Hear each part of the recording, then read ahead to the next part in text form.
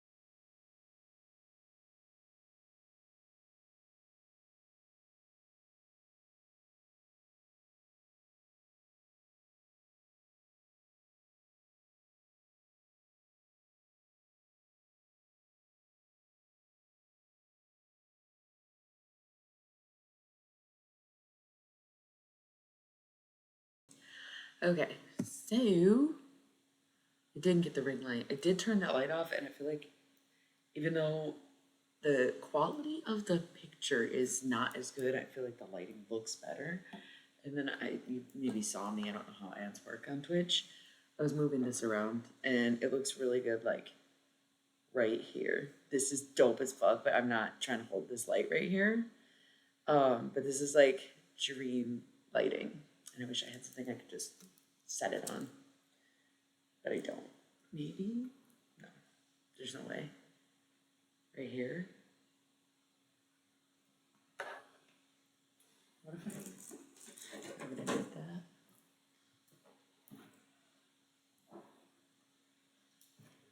Okay, maybe that's tall enough. Not bad, not bad. I really like this light. That's what I was like, oh, this lighting's such a vibe. I don't want to ruin it with, I mean, that is annoying looking, but I think it's, I think it's worth it. I think it looks great, but I can even maybe move it out of the way. Oop, careful there.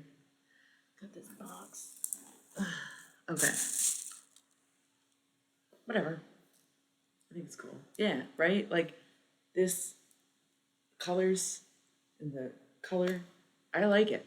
I like it. I didn't want a bright light in my face. That's kind of like part of the reason. It's not really the reason streaming is unappealing, but yeah. So I feel like I really used to kind of like take notes all week, all day. It wasn't even all week. It was literally I was streaming every day. So like part of my daily tasks, I would like do what I needed to do, but tasks to get ready for the stream, I would pretty much think. That sounds dumb, but like I would just be like, what am I thinking about today? And I would go on Reddit on a desktop and see what other people were talking about. Hello. And then I would go for a really long walk, which usually included the cemetery and kind of like check in with the graves, the deceased.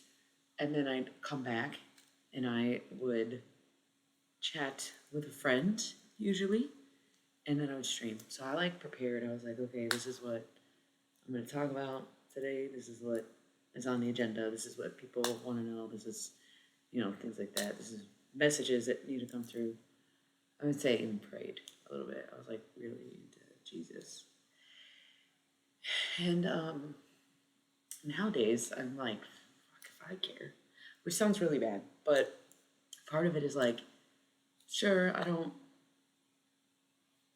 you know, have the same kind of confidence in the stream as I did because I don't have my art up on the walls and I don't have as many viewers and I don't have as much conversation going on with the stream these days because it's inconsistent, you know, like I haven't streamed in probably a month, and before that I was trying to stream once a week, but that's like really low consistency for Twitch standards, right? But what I realized was an even bigger issue or incentive. Issue now, incentive then, is that we maybe not genuinely, but as far as we knew, sorry, this cable's really close to stuff. As far as we knew, we had free speech. Yeah, no, I mean, I'm going there because I censor myself so much more on this channel now. And this goes on YouTube. And people are saying YouTube is clearing out catalogs, deleting channels, and like not regulating in any other way. Where it's like, I don't feel as bold and confident to just get on here and talk about the things that we used to talk about or say the things that we used to say. Because, yeah, we're not living in this much of a surveillance state. Even I'm talking about 3 years ago that I was still streaming every day. 3 years ago, summer. And come fall, I was like, I need a break. And then after that break, I never really got back into it as much. I was streaming at that point like once a week, once a month, stopped streaming once in a while.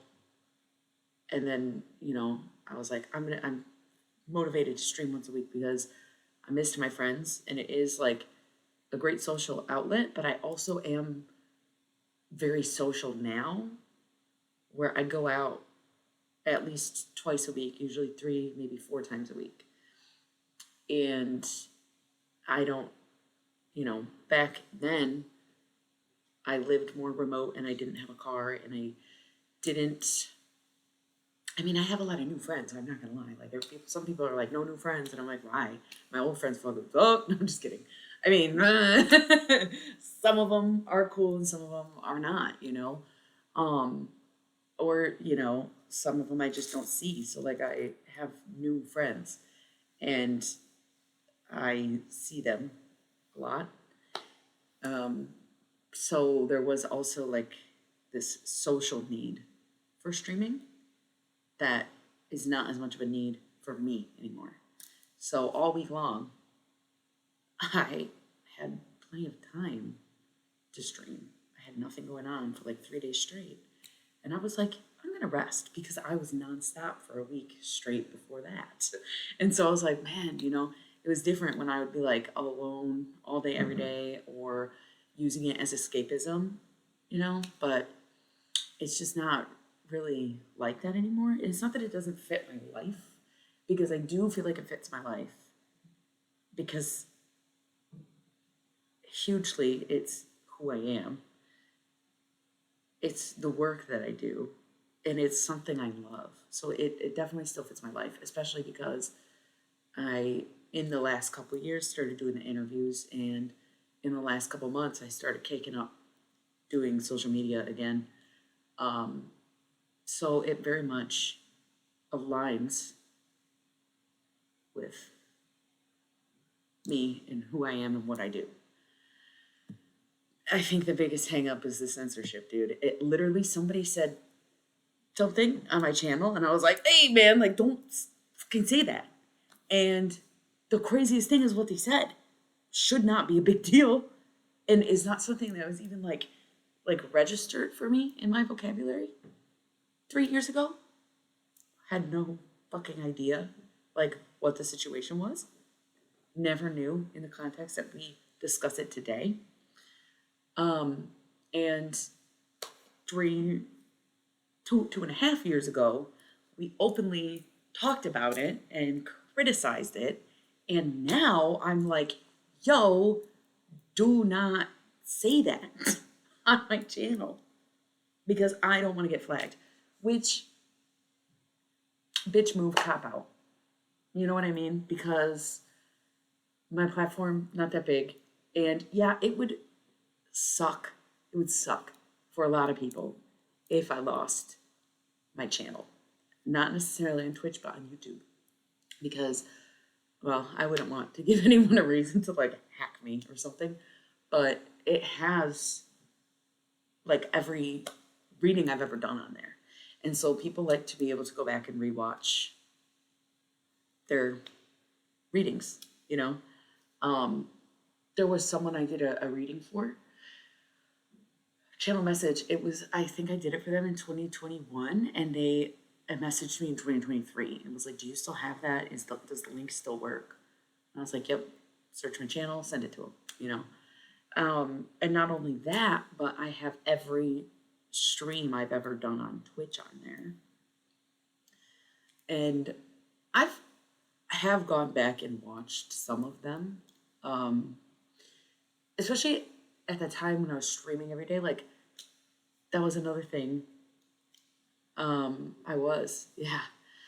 that was another thing that I would do to kind of prep, is sometimes, like, while I was getting ready, I'd be eating dinner at 10 o'clock, or 9 o'clock, 10 o'clock, getting ready to stream at 11 midnight time, because I was planning on streaming until 6 a.m. So I would, put on one of my streams to kind of see, like, okay, what did we talk about last night? What can we touch up on tonight? What can we continue the conversation on?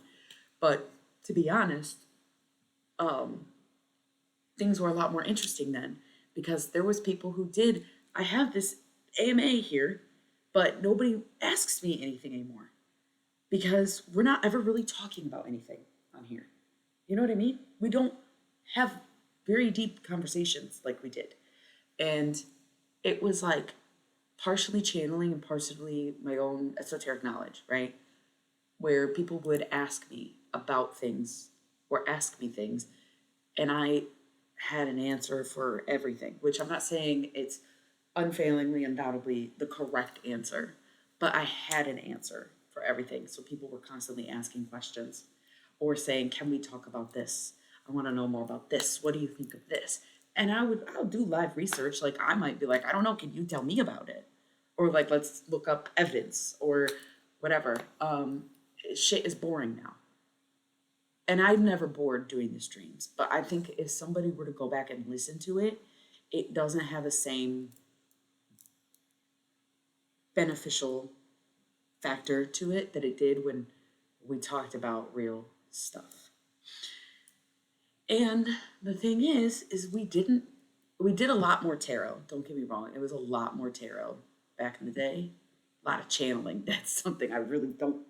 I only do that on request because I felt like when I was going through it mentally, it felt like I had really kind of not opened a gate necessarily, but like a little bit. It was like I don't even know who's who anymore, and I don't know who I'm talking to. I don't know, like it just kind of one of those things where I was like, yo, let's not just be open to anyone and everything all the time. So I try not to just get so loose with it, if that makes sense. And that was something that people tuned in for, was like the channeling. And there was one year, I think it was 2020, it had to be 2022, that we did like 30 days of Halloween. And we just did people every fucking night. Every fucking night. And it's crazy because it still doesn't exhaust me. I got to the point where I was like, I should be taking this a little more seriously because I felt like such a conduit and such a religiousness about it that I was like, I am a channel and I have to help people and deliver their messages and work with the dead all the time. And like, that's who I am. And that's my purpose, is to do this and to be the voice. But then it's like, it's overwhelming, but it took me years of doing that constantly, almost every night, to finally be like, okay, yeah, maybe I should pull back. And it's funny because I work with people who also do mediumship, and I work with people who are like, I can do it, but I won't do it. It's too invasive, exhausting, whatever their reason is. And I'm like, damn, I never really like considered not doing it. I felt like because I can, I should. And I overdid it for a really long time. Part of the reason I'm having this conversation is because I know someone specifically is rewatching this. And so these are things that I would share with him, and he would be having this conversation with us, but he's going to rewatch this. And that's why I wanted to kind of go in on like why the streams are not what they used to be. He's been on here for a long time, and so he knows the exact evolution that I'm talking about. It is interesting though, just the way it's evolved. And I would really like to be, you know, but I worry sometimes about everyone else. You know, I was always such a free agent and didn't give a fuck about where I was at, and like in a way it was like rude almost, where it's like I don't know, because things were not were not as real as they are now. It was like, yeah, I guess you can say whatever you want. Nobody really fucking cares what you say. And now it's like, be careful what you say, because if somebody doesn't like it, they're gonna fucking do something about it. And like in our, not just in our lifetime, but in the last 2 years, we've watched this unfold. This has happened, you know? So I'm always torn, where it's like, I don't want to back down from being who I am, but I don't want to do any real damage either. I don't want to be a fucking problem, but I'm a problem child. You know what I mean? Like that's part of spirituality, is being uncomfortable and making people uncomfortable. And I do not care who disagrees with me on that. It's fine. A lot of people do. And I'm not saying they disagree with me on a personal level, they disagree with me on a fundamental level. So, example, placating. Protect myself and others is what it comes down to. I've never protected myself. I always felt like, oh, they're going to come for me, they're going to come for me. And then I started to think, like, what if they come for everyone? And that's where the protectiveness comes in. Is like, okay, if I don't chill out, what's going to happen? Because you would do your worst to me, but it'd be way worse. I shouldn't even say that stuff, but you get what I mean. Where it's like, whew, yeah, no, I mean, it's way beyond that. But placating what's happening under the guise of spirituality is such a fucking cop out to me because of what spirituality truly is, not necessarily how it's defined, but how it's been used historically. Okay, because I don't even want to tell y'all who it was because I really like this person on the surface in the parasocial way, where there was a reader that I used to watch, not religiously or anything, but she, whatever, I already said she. She would not post a ton of videos. She's like a tarot reader, and she didn't overdo it. She didn't do it every day. It was like once every 3 weeks, you would get a video for your sign. And there's readers who pump them out every day, every week. This was more like I think it was every 3 weeks, maybe like once a month. And her readings would be like almost an hour long, and they'd be super deep, super insightful, really impactful. And her voice was like, you could just tune out to it and then tune back in, and you'd be like, wow, I just slipped into a meditative state. Like, where was I? She's awesome. And her look is so kind of edgy. I don't want to give away too many clues. I don't think you guys are going to figure out who this is. Like, it would be impossible for you to figure out who this is. But she did I don't know if it was a live stream, but she posted a video, and it wasn't tarot. And she basically, mind you, she's not American. And I don't think she lives in America. So this pissed me off a little bit even more. And this happened sometime earlier this week, and I didn't really discuss this with anyone, and I did not intend to just like discuss it on stream because I'm not trying to put anyone on blast, and I'm not trying to compare. I'm trying to give examples, right? So this woman is talking, and like I said, I like her. She's insightful. She gives great reading. She's very deep.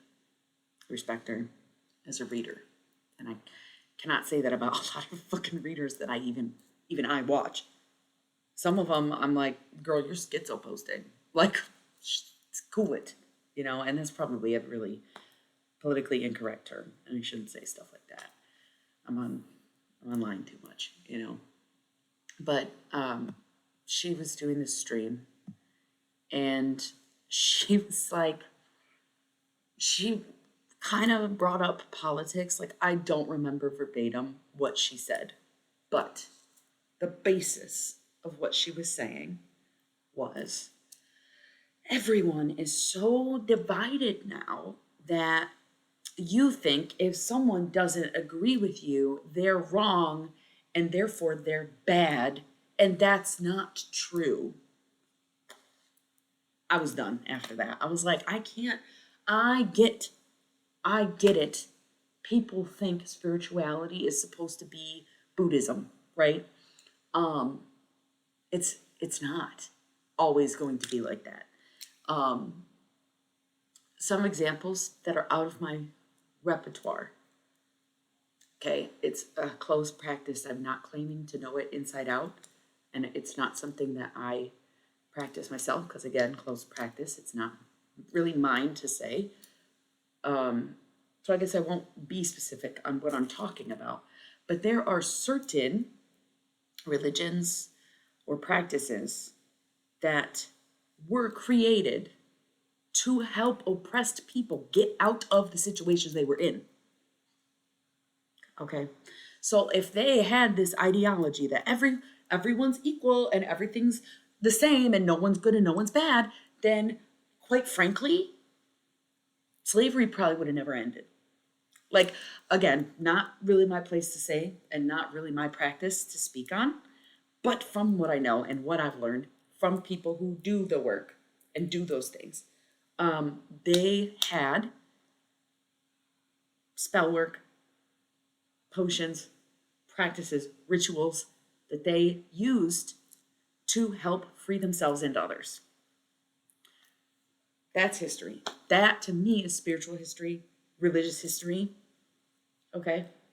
On the other side of that, which is still the same side, which this is now my history, right? Is thinking about like the Inquisition, right? The Christians, Catholics. I'm saying it's my history and then I don't even have it straight. They were writing out and they were like, we're going to kill anyone who's not with us. And they very much felt like the good guys for whatever reason. So I do think the presence of good and evil is very spiritual. And I don't really believe in neutrality. And I don't really believe in, I shouldn't say I don't believe in Buddhism. I believe it because it is a thing, you know, and people think that way and practice that. But it's not for me because I do desire, and maybe that's going to be my downfall. Totally get it, but it's just not for me. Like, I love coming here and being, would you call it gluttonous? Because I have tinsel in my hair. It's gluttonous. You know what I mean? As many times as I've thought seriously about being a nun, I always come back to like, I wouldn't want to give up my clothes. I'm not trying to wear the same thing every day. I'm not a fucking cartoon character.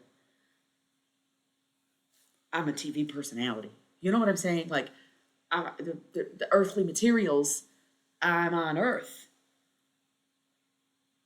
Duh. That's so duh to me. That's like, why would I be here if I didn't want to participate? If I didn't want to wear my fucking jewelry and I didn't want to dye my hair and I didn't want to do these things. If I didn't want to buy this cup simply because it's covered in glitter. And guess what? This shit is so dope. It doesn't shed glitter.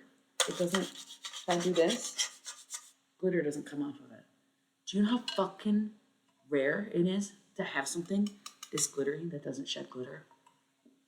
Happy with my purchase. Yeah, absolutely. They're always going to think their side of the war is the right side. But generally speaking, with basically any religion, killing is generally frowned upon. Generally frowned upon. That's why people typically don't do it. And it is cuckoo bananas to do it in the name of any religion or for any gain, right? So I think there's clearly evil. I'm sorry, but I'm not going to sit here and pretend like I'm equal to someone who does those things that we all know they did because of what was said. So for you, not you, but this person I'm talking about, for you to come out and say, we're all one, we're all equal, and nobody's evil. Girl, you sound guilty. You literally sound guilty right now. You literally sound like your name is going to be in those. You get what I'm saying? Like, that is crazy to me.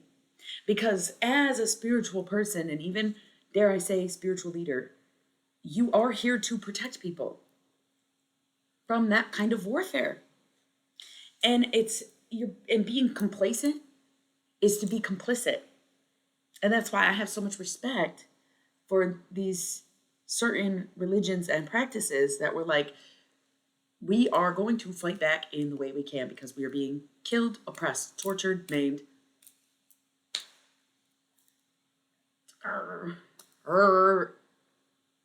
impregnated, incubated, like enslaved, you know? So I just think that to sit here and pretend like you're spiritual, but you also like don't see sides is fucking crazy. And I instantly like lose all respect for people who are like that.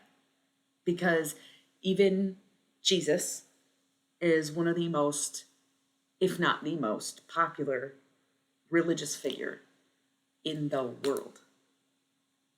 Not even the oldest, but the most popular. Which, how did he get so fucking popular? By force, brainwashing. You know, I get that. It's not like it was organically done for Jesus to be the person that he is. There was a lot of people doing evil things in the name of Jesus, which contradicts what he was doing. But Jesus was not neutral. So the versions and stories of Jesus that we have are centuries old, retold, retranslated, written by, manipulated, like just completely distorted by humans, right? And even though Christians are waiting for the second coming of Christ, they write off every person who's ever claimed to be Jesus as a crazy person. How the fuck do you know they're crazy? What makes you think that's not the Lord coming back in a very humble form? Right? And I'm not saying every person who thinks that they're Jesus or sees Jesus is like actually that's happening to them, but who are you to say it's not? Right? So, super famous guy, totally distorted, manipulative backstory, the Bible, written by thousands of people, written by thousands of people. And he was not neutral. He was not neutral. He was very flip the tables at the temple. He was very befriend, well, whores and prostitutes, kind of a murky situation where, in a modern sense, we know what whores and prostitutes are, and we would think like he's befriending sex workers. But what is it? Epidemiology is the study of disease. Etymology is the study of language, right? So if you go far back enough, whores were like scribes and had jobs within the government, right? So like the whore of Babylon was actually a title, not like an insult, as we would take it today. Which is funny because that's kind of like exactly the point of me saying it's distorted and manipulated and rewritten and da da da until it completely lost its initial meaning, right? So he was friends with powerful women, which also goes to show you that old societies did not devalue, degrade, and diminish love working women. Women like we tell ourselves that it did. That's a much more modern history because they were giving the title of whore, being the secretary of the city to a woman, right? And she was financially stable enough to be independent and unwed by the time she met Jesus, right? So it's crazy how much of this information they would give us in the Bible while they also are trying to dictate the story and make it so that it's like, oh, he hates this and that and this and that. They left him to be very radical. And a lot of his disciples, I was going to say his friends, his apostles, really. The apostles are the 12 main guys. The first 12 disciples are the apostles, and a disciple of Jesus is anyone who follows Jesus. So we are disciples as well. That's the thing. Christians don't follow the teaching of Christ, so they're not real disciples. They're Christians. They're not disciples. Disciples do as he did and follow in his footsteps, his practices, etc. So I'm not a Christian because I don't go to church, but I'm a disciple because I follow in Jesus' teachings. I think taxation is wrong, just like Jesus did. I think women should have positions of power, just like Jesus did. You know what I'm saying? So it's really wild to me that people love to give this like neutrality to everything, when in reality, so few figures in religious history were neutral. So, okay, Christianity is only 2,000 years old. Let's look back further. Hinduism, I don't know a lot about. Don't get it twisted. I do not know a lot about Hinduism. But it is the oldest surviving religion, which genuinely mind-blowing. Christianity is 2,000 years old. That's crazy. Hinduism is more like 4,000 or 5,000 years old. Mind-blowing, right? And they have countless deities, gods, goddesses, deities, right? Demigods, everybody, you know? And it's just so crazy. But each one of them represented something different. And what did Kali do, right? She wore the heads of the men she slaughtered around her neck. And that's just Kali, right? She's standing, she's pictured standing on a body she's slain. Because she is the goddess of creation and destruction, which is a balance, but it is not neutral. It's not a neutral balance. Sure, you can sit here and correct me, because again, I'm not Hindu. I have not studied Hinduism to any certain extent. There's just things I've picked up in passing, like a statue of Kali. It was damaged, it was on sale. I was like, I could save her. And I've had it for years, a decade, more than a decade. She's up. She's up. And it's maybe not my place to have it, but I do fucking like it because I love a powerful woman. Love working women. Yes. She was a working woman. She's a powerful woman. So I'm about it. But yeah, so more modern religions and practices, not neutral. Some of the oldest religions and practices, still not fucking neutral. Right? So, here's the thing, too. Just today, I was bitching about Ram Dass again. I do this a lot. And I do need to pull out Be Here Now because I quite remember the conversation he has in the beginning, in the intro, where he's still a professor at Harvard, and he was a lawyer, or his dad was a lawyer, I can't remember. I read this 3 years ago on stream. I read it with all of you. Well, actually, not you, because you weren't here, but I read it out loud. And I swear to God, the Unabomber was one of the students he had that they were unknowingly giving psychedelic drugs to. I really need to pull the book out and look, because I swear to God, he literally just like says it. It's like, yeah, we did that, and that was one of them. And now there's news about this person, Ted, right? People saying he was part of MK Ultra and he was a failed experiment and he was being tested on when he was 18 years old. Yes, at Harvard, by that man. By that man. Okay? And again, I have no problem with Buddhism. It's just not for me. major respect. I've done more studying on Buddhism than I have on Hinduism, right? Um, I think it's a little bit, well, I'm into it, right? Um, enough. But here's not me hating on it, but me being realistic about it. And stick with me. Think about Ram Dass, right?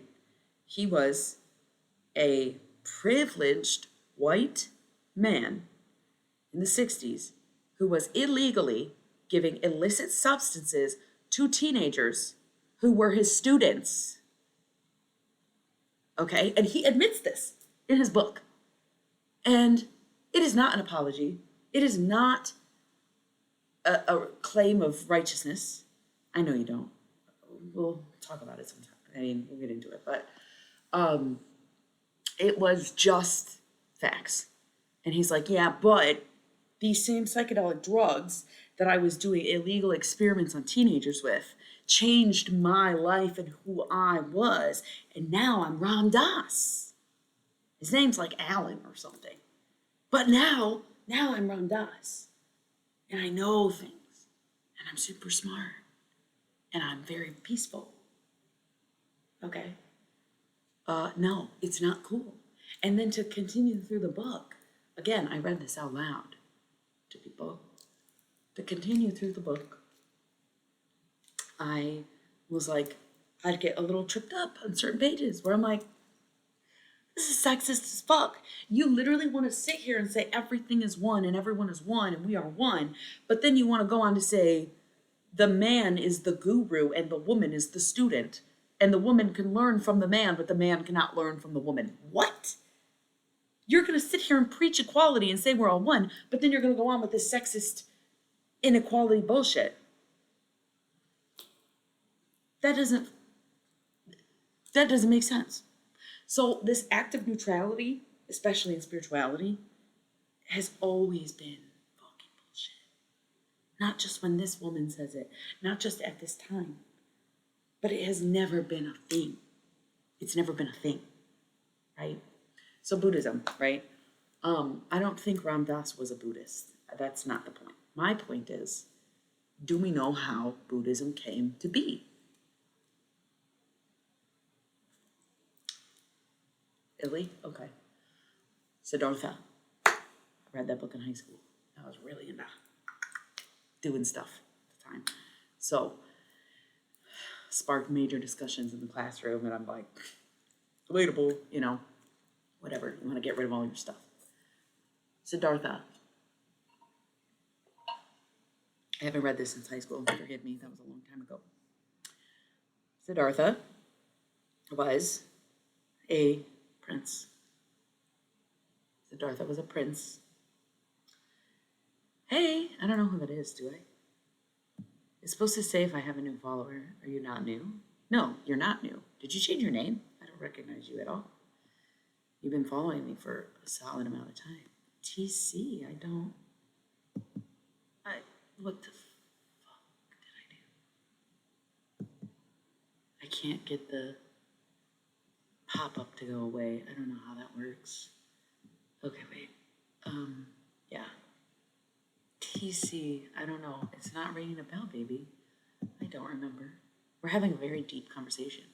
Actually, this conversation started with me saying, I never get deep anymore. Nobody asks any questions, and I never talk about anything interesting. And then I was like, full force into it, and we are so fucking back. Right? We are so fucking back. Siddhartha was a prince of a royal family in India, I believe. And he basically I'm just kidding. I was going to say he probably ate something out of the forest. But I don't remember exactly how it happened, but he basically travels away from the kingdom, and he meets people along the way who are living very simply and without materials and homes and things like that. And he's like, wow, can you teach me? And dude's like, no, I can't teach you anything. And he's like, no way. Like, wow, That's crazy. It was like New Age in the old days. This was like really New Age stuff for him. But he was also an out of touch loser. Okay, that's probably really offensive. I'm talking about fucking Siddhartha right now. He was an out of touch because he came from the royal family. And so people were just living their lives semi destitutely, if you will. But they didn't have a ton of food, and they didn't have spices to put on the food, and they didn't necessarily have homes, and they didn't have jobs, and they didn't have a way to make a living or have the things that Siddhartha had as someone who was in the royal family. Okay? So what happens to Siddhartha? He rejects the kingdom. He rejects his status as royalty. He becomes the first Buddha.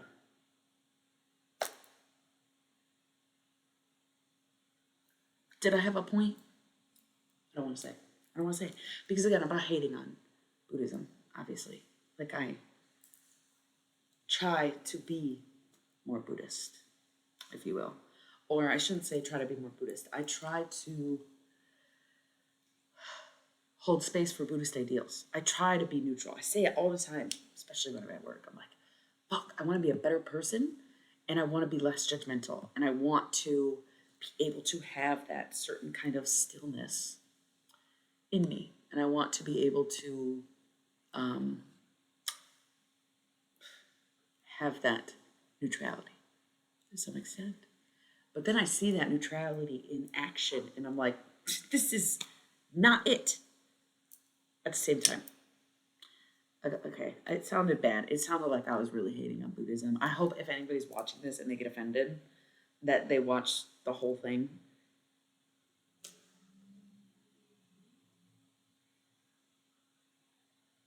People feel similarly about Jesus, though, because, like we were just talking about, he was radical and he was friends with people who were, they hated the government. And he was causing a scene, creating a ruckus, yelling at people, and, you know, he would spend time with lepers, but that was also like not, they were like, dude, what are you doing? Like, you're gonna get sick, you're gonna get everyone sick. You can't just like go into a leper colony and come back out and be amongst society. There's a reason we keep lepers over there. Like, the fuck, dude. So people frowned upon a lot of what he did.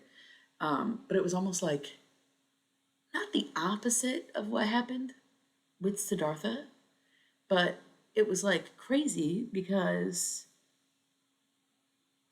it's more of a reflection of God than Jesus. But like, you're gonna sit here and say you have one son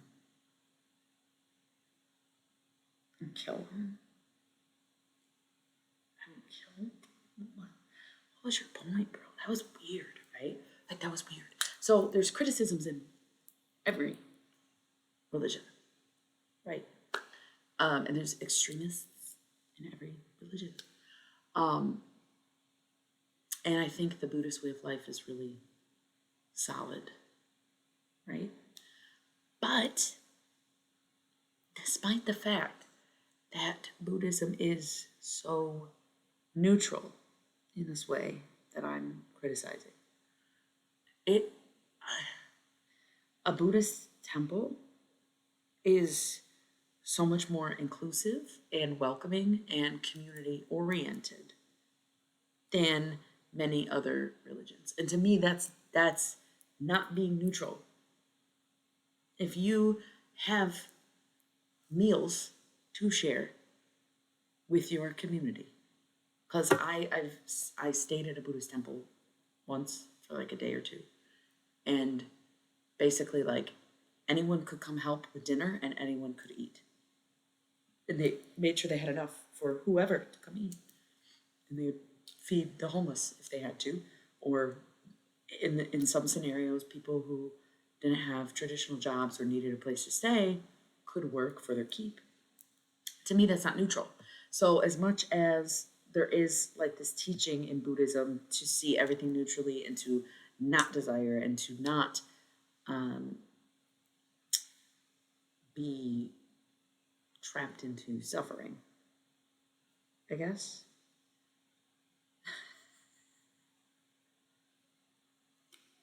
So true, bestie.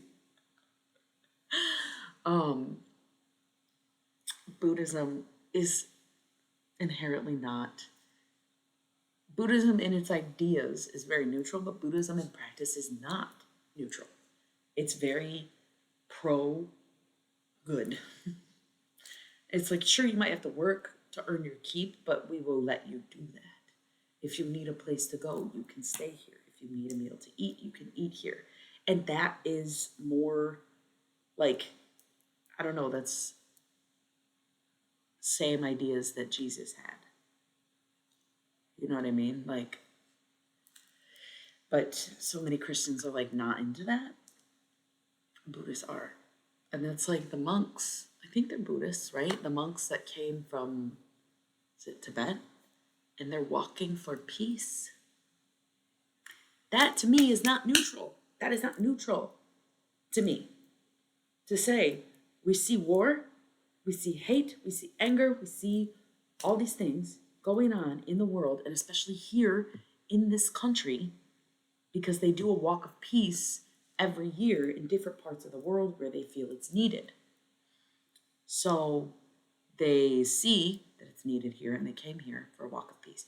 Peace is, to some degree, it's neutral because it's like a state of being or a state of mind. To be at peace is to be Zen, neutral.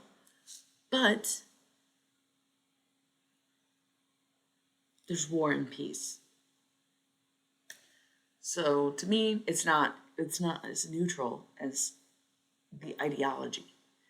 I think it's quite a beautiful, it's not, I mean, real Buddhists will tell you it's not a religion, but for all intents and purposes, it's a beautiful religion. And I think that their practices extend far beyond the ideals. So that's just me. You know, yeah, so I don't know. This was a pretty long rant. And oh God, I hope I didn't piss anybody off. I feel kind of bad. I feel kind of bad. I'm not trying to piss people off. I'm not trying to be offensive. And I'm not trying to be rude about anything. Nor am I truly genuinely trying to criticize as much as I'm trying to open eyes. Because, again, this all stemmed from me hearing a random tarot reader on the internet say that everything is equal and there's no such thing as good and bad. And if somebody doesn't agree with you, they're not necessarily wrong. Okay, well, the people I don't agree with are like, and it's like, oh, yep, that's basically wrong in every religion. So let's not do that today. And I don't know that I will be tuning back in with her. Okay. Because that just set me off. Because you could say nothing. You could say nothing. Like, justice has no part in this. I'm not saying seek revenge, but so I don't know. That's just my take. That's a hot take. That's a hot take. It's hard because it's so easy to criticize certain religions, and it's so hard to criticize others.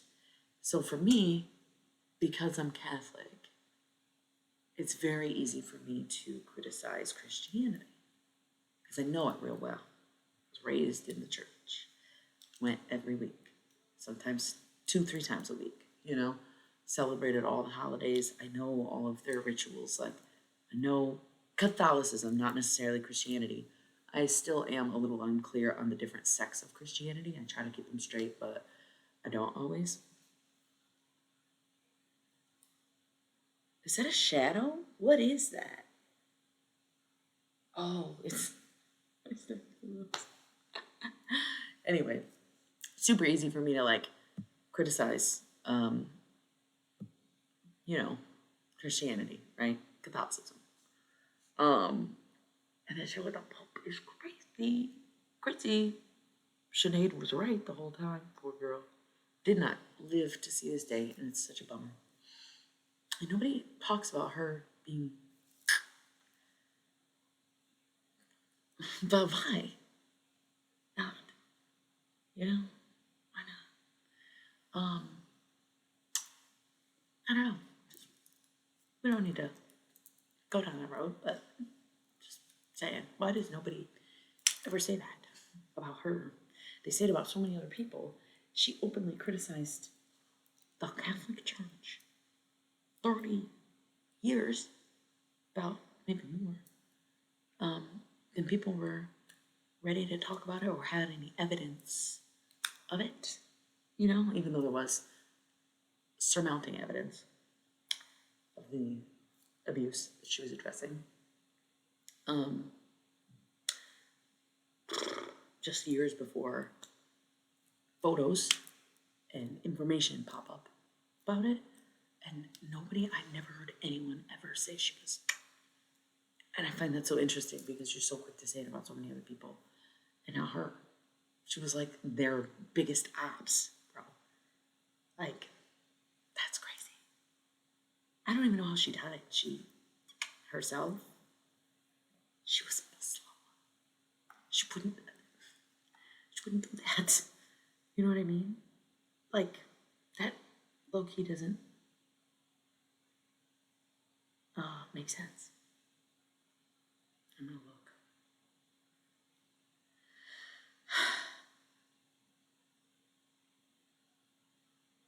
Oh, chronic obstructive pulmonary disease. The hell does that even mean? She was only 5'4". I fucking love her. Ongoing lung condition caused by damage to the lungs. Okay. Okay. And Brittany Murphy died of pneumonia. I mean, I don't know. I don't know. I don't know. It just seems like so interesting that nobody really talks about that being a possibility. Just saying. So it's interesting to say the least. But yeah, big talk, huh? So yeah, it's super easy for me to criticize Catholicism because I grew up in it, and Catholicism is an extension of Christianity, so I feel like I can criticize that. But then going into like criticizing Buddhism, who are you to do that? Just doing a quick compare contrast. Because I think Siddhartha was young, so he probably didn't do anything super atrocious. You know, like being part of the royal family. He probably really wasn't like a bad person, as much as he was just like born into it and decided he rejected it, you know. But it did kind of remind me of Ram Dass kind of being like, oh yeah, well, for sure I was a bad person, because like most royal families are like inherently kind of evil, you know. But again, I think Siddhartha was like a child when he went on, like 17 when he went on this journey, which is a child to me, but he went on this journey and he rejected his family. Again, I read Siddhartha a long time ago, and it is technically a work of fiction, so I'm not an expert. Maybe I should study theology, though. I'm a preacher. I don't know. I don't know. Yeah, so that's, it's not really my place to criticize other religions. And I would say that I don't even really know enough about any other religions to criticize them. And it's funny because I was like, don't get me started on Judaism. I actually don't really know anything about it. But I know that people hide behind the guise of Judaism to do evil things, right? That's not really a criticism of Judaism or Jewish people. We know what that's a criticism of. Just saying. So I wouldn't really be comfortable dissecting. Thank you. I wouldn't really be comfortable dissecting the religion in that way because I don't know it. I never studied it. I did study Buddhism here and there, type of in passing. Being Catholic, middle school, I was like, I don't want to do this anymore. I think Buddhism is the way to go. It was not really. And then in high school again, and then more recently, again, just like reading the text and talking to people and going to the temples and things like that. It's not necessarily for me, but it's valuable. I think it's really valuable. And that is the one distinction that Buddhists will often make is like, it's not a religion. It is more of an ideology. It's not like an organized religion. So, yeah. And I don't want to criticize a teenage boy either, if that's the case. I think, pretty sure he was really young. So he probably didn't have like blood on his hands, But Ram Dass sure did. And I don't even know that he really affiliates himself with any particular religion, Ram Dass. He's just spiritual. But again, you're preaching oneness and then also preaching inequality, sexist jargon. So, what? Like, it's hypocritical, And that's the same with Carl Jung. I don't know if I ever got on here and talked about that. I ended up not reading the Gnosis of Carl Jung, 7 Sermons to the Dead. I don't remember if we talked about that. You know what? We will talk about it. I will roll the ads, because they're going to go off in 2 minutes, so I might as well just do it now. I'm going to grab Be Here Now, and I'm going to take a look in there and see if he, because again, I'm just like going off memory. I swear to God, I remember he mentions Ted by name, but I'm not positive. So I want to reference that and maybe flip through it and find the passage about men are gurus. Such bullshit. And then I want to talk about that book, the Carl Jung book, because that very much ties in with Ram Dass. And maybe, you know what, maybe we'll look up a little bit about Siddhartha so that I can check myself and really know what I'm talking about. So, be back in 3 minutes.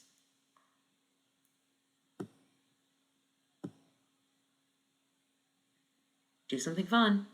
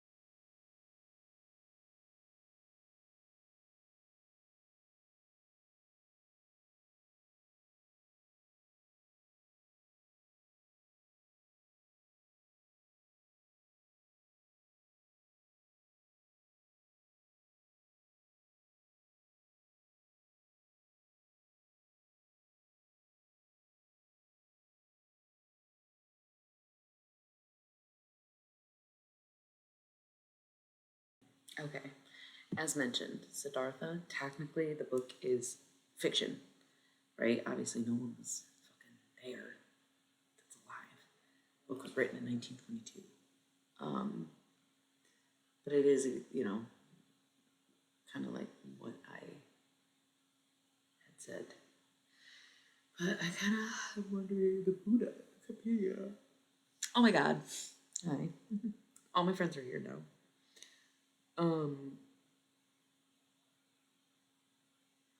To the royal parents, yep. Renounced his home life to live as a wandering. Yeah, so it's basically everything. It was India. Um, don't really know anything about the family though.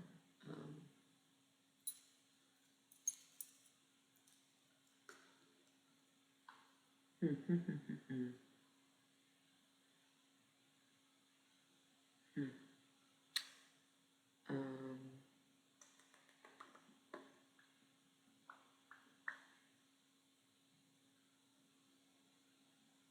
I think he lived to be like 90 years old, 80 years old. But I'm not getting anywhere where he went on this journey. Like, how old was he? They don't know. That's the thing. This happened like BC, like they don't know. Um,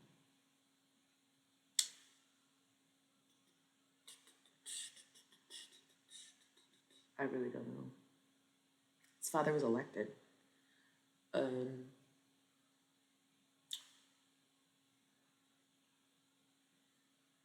doesn't really say. Okay, so I mean, basically, what I was saying is like not necessarily true. Um,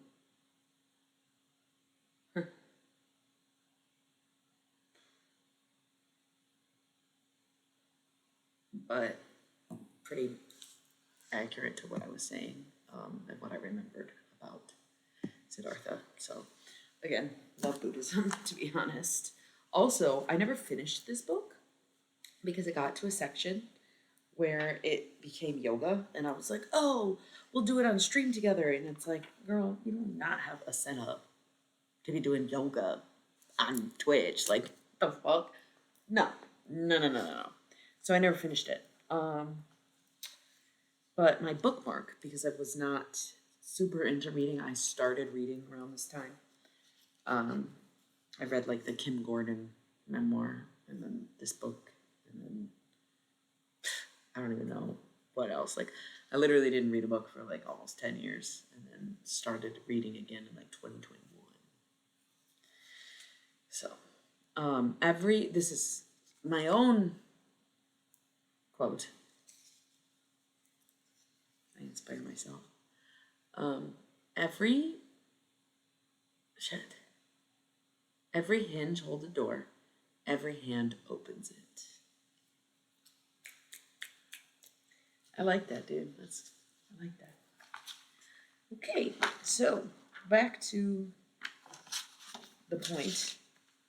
I could be wrong about the whole TED thing. We talked about it.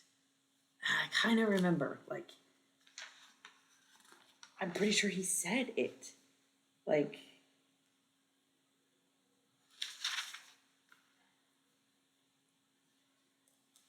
but I'm not trying to, like, reread this necessarily. Richard, not Alan. I don't fucking know. Timothy Leary. It's another one where it's like, I idolized that man when I was 18. Dude was, I don't know, it's just wild. Like, good for them getting away with it and having fun. And he was also Jewish, Richard Ramdas.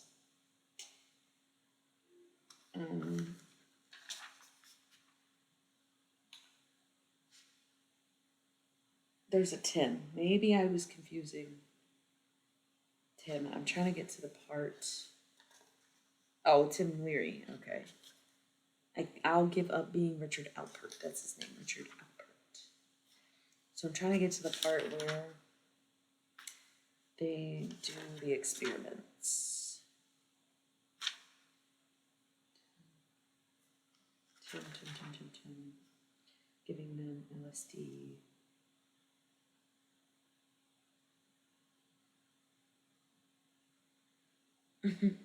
Yeah, he like traveled to India and he was trying to fucking give LSD to like the monks and they were like, yeah, I don't know, didn't do anything. Not as good as meditation. I'm cool. I don't need to do it again. Give me another one. Nothing. Like, so crazy. Um, really cool. Um,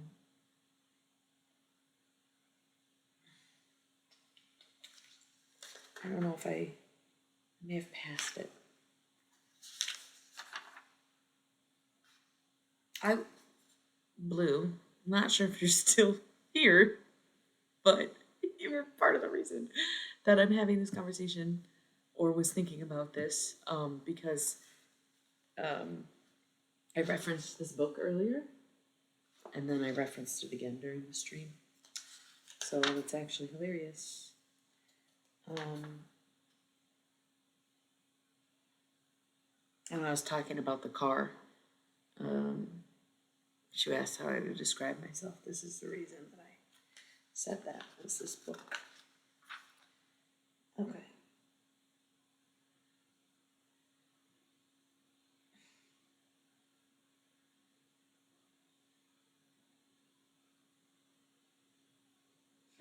This is the part. He says, "You'll buy a car like that for me?" This big old motherfucking car. So funny, dude. So funny.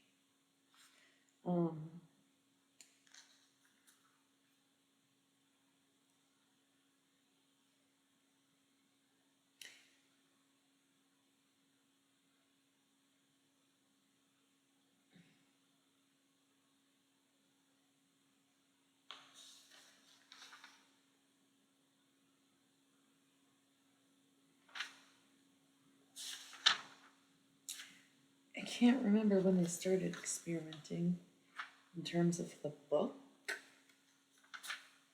but it looks like I'm getting to the end of the introduction, and so I might have missed it. Um, is this considered gossip?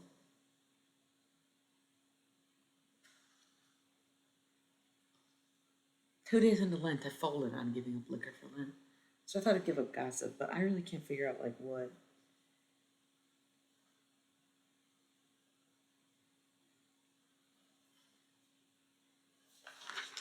constitutes as gossip.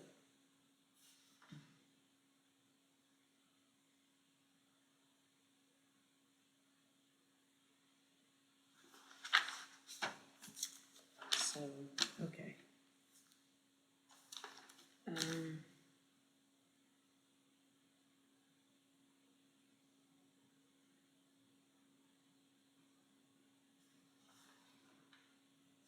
that's why I forgot when I bought that Hunaman necklace that I still have. I was reading this, and that's why it was such a big deal. Got that shit for 75 cents. Okay. Might have to Google this. Okay. He went back to Harvard. He hasn't even done it yet, though. Where? I don't want to read all this again. Oops. Gave it to jazz musicians. Okay. So we gave it to jazz musicians and physicists and philosophers, administrators and junkies and graduate students and social scientists.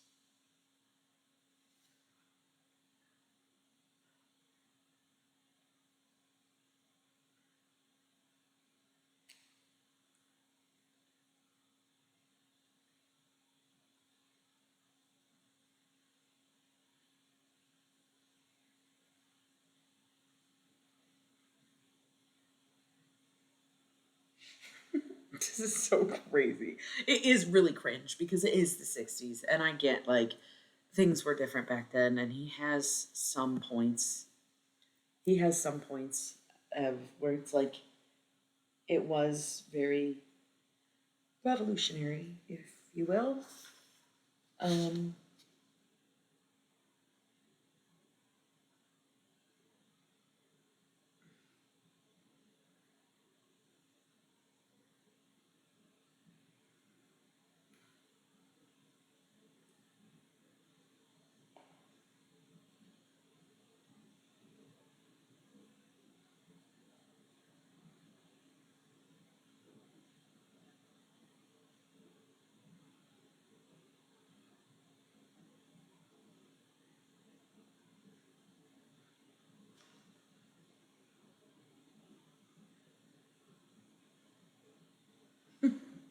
No matter how high I got, I came down. No shit, Sherlock. You're doing fucking drugs. Like, oh my god, bro.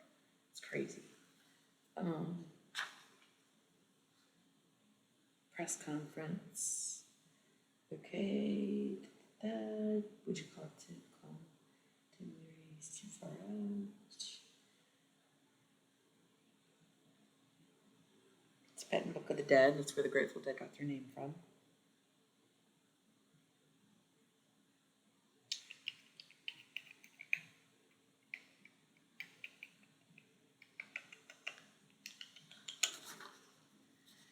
Okay. When did he get fired?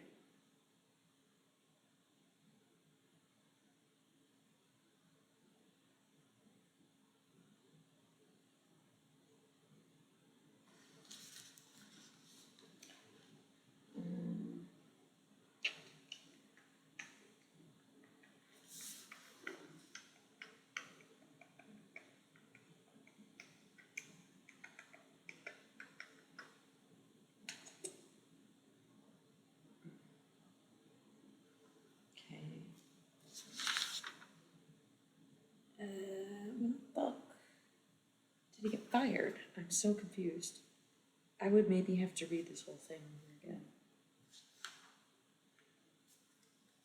He's in India, he's in Tibet. When the fuck did he get fired?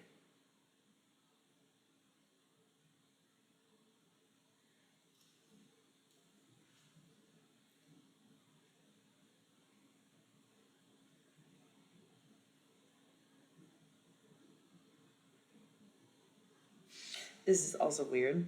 This night, I'm under the stars, and I hadn't thought about her at all since that time. I'm under the stars, urinating, and I look up at the stars, are very close because it's very dark, and I suddenly express a presence of mother, and I'm thinking about her, not about how she died or anything about that. I just feel her presence. It's very powerful, and I feel a great love for her. And then I go back to bed. While you're taking a piss, bro? That's just rude. That is just fucking rude. Take the Land Rover. That's the part I was talking about today. When does he get fired? He came in a big car. Okay. Um,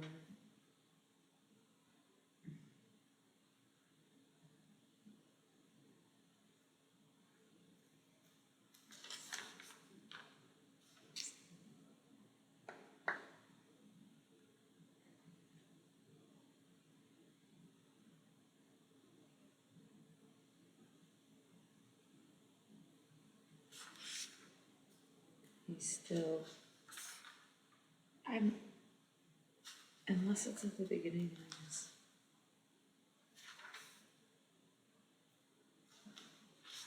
He literally got fired from Harvard because essentially he was doing unethical, unlawful experiments on unwilling participants. Why? I feel crazy. Where is that part of the book?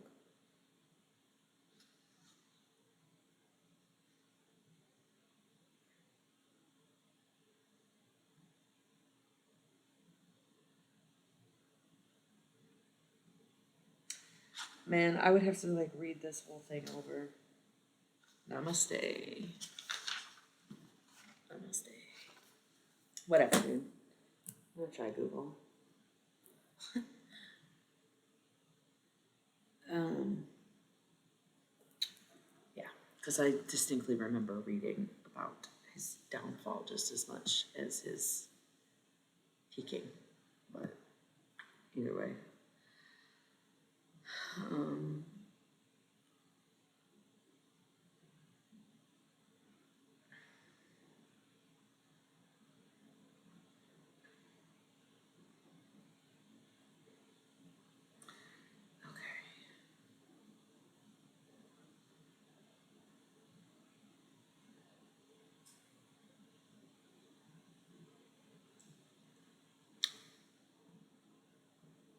okay. Okay, so I decided to Google Ram Dass Ted. I don't want to say his name. I don't know how to say his name. First thing that comes up, the Free Dictionary. Unabomber and the Harvard drug experiments. encyclopedia preview. Richard Alpert, who would later be known as Ram Dass, and other colleagues, Ted seemed destined for a high-level academic success. Okay, yeah. I knew I didn't make this shit up. Like, yeah.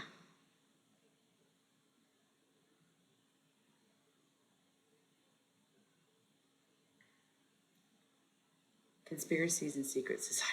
Damn. Maybe I did make it up.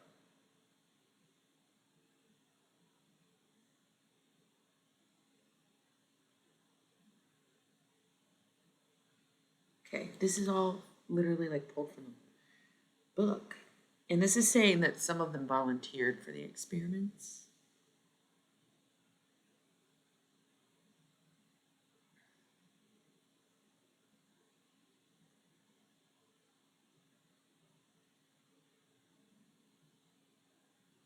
Oh, but this was not the same experiments.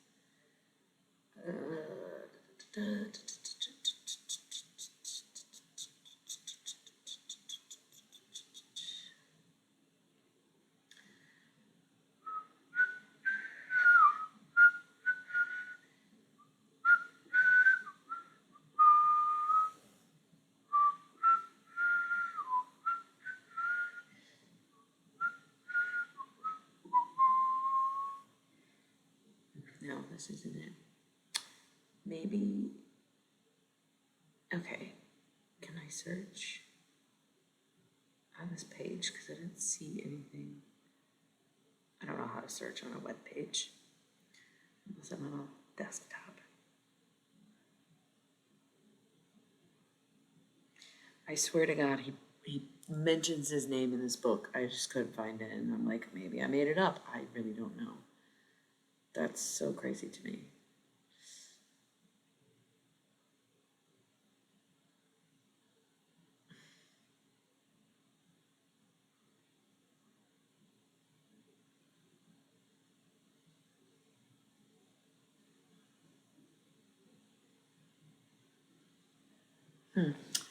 Yeah, now I can't find anything about it. That's so crazy. I'm gonna search Richard Alpert. Same website comes up.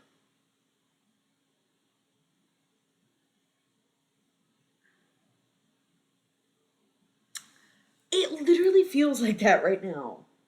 Which honestly, if I ever titled my streams based on what I was doing, I'd go back and find the fucking stream. Which maybe I could, but this is, and it might not be something that is search word article. That didn't work. I swear to God it was in there. I swear to God it was in there, and now I can't find it. That's so bizarre. I might end up watching some of my old streams because I'm set on it, or I'll reread the introduction of that book. It's not that long. Pulling it up so I don't forget, but it'll take me forever to find it because it was literally 3 years ago. I have like over fucking 1,000 videos.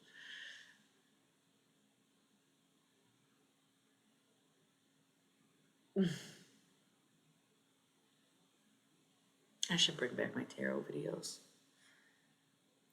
People don't really watch the streams, but they watch the tarot videos that I used to do.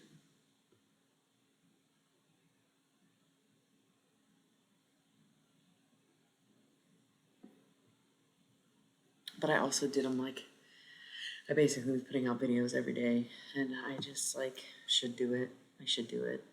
I've talked to you about doing it again, and I don't know. What's the day? What you doing? Hello. How's your mood? How's that song? How do these not? Early ones have the date. Where did I just see the date? Maybe I didn't. Oh, because I put them in the title. Yeah, I wish I would have. I really used to title them way better, but then I would just be like random song or something stupid. Why Why is this not loading? Okay. Forget it. I'm not. I wonder if they got rid of. No, I think it's just glitch. Yeah, because it's not it. I remember what where I was in the video I'm referring to, and what my Twitch thing looked like. So I actually probably could track it down like fairly easily, but I can't get the videos to load. Hello.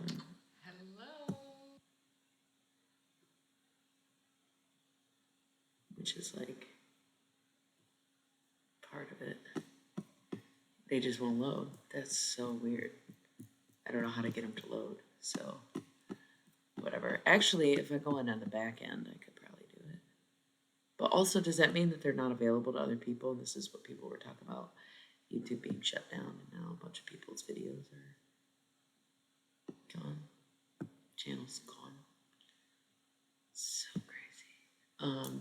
Now I can't even figure out how to get into the back end. YouTube Studio? I don't know. No. Content? Should still be on me. Okay, playlists. Twitch streams. Where? How do I look at the videos? This is crazy how many steps I gotta take.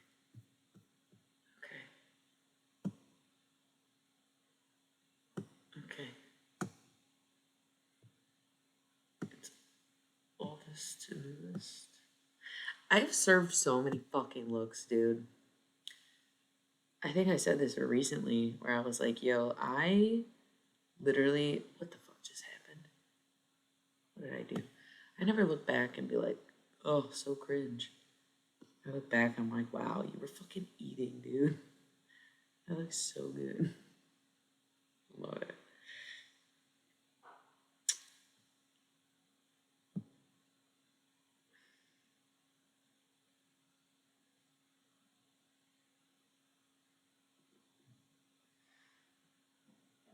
There it is. Holding the book. I told you I'd be able to find it. But that's like a later part of the book. I may have done some changes. I'd have to just watch back. Random ass titles. I really wish I was better about that. Whatever. I am kind of like proud of myself. The stream was popping back in the day, swear to God. It really was.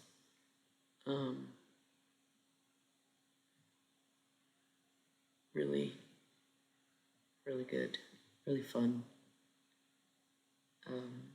Just yeah, today was close. Today was close to how it used to be.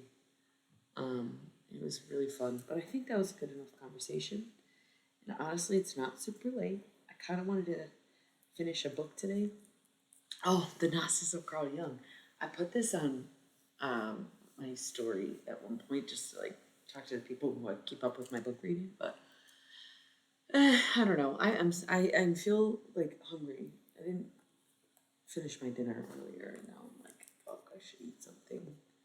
But that book was trash.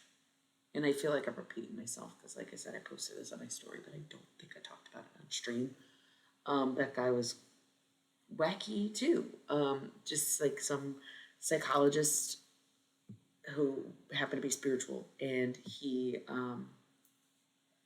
like, I don't know, everybody went crazy for Carl Jung, Carl Jung, Carl Jung.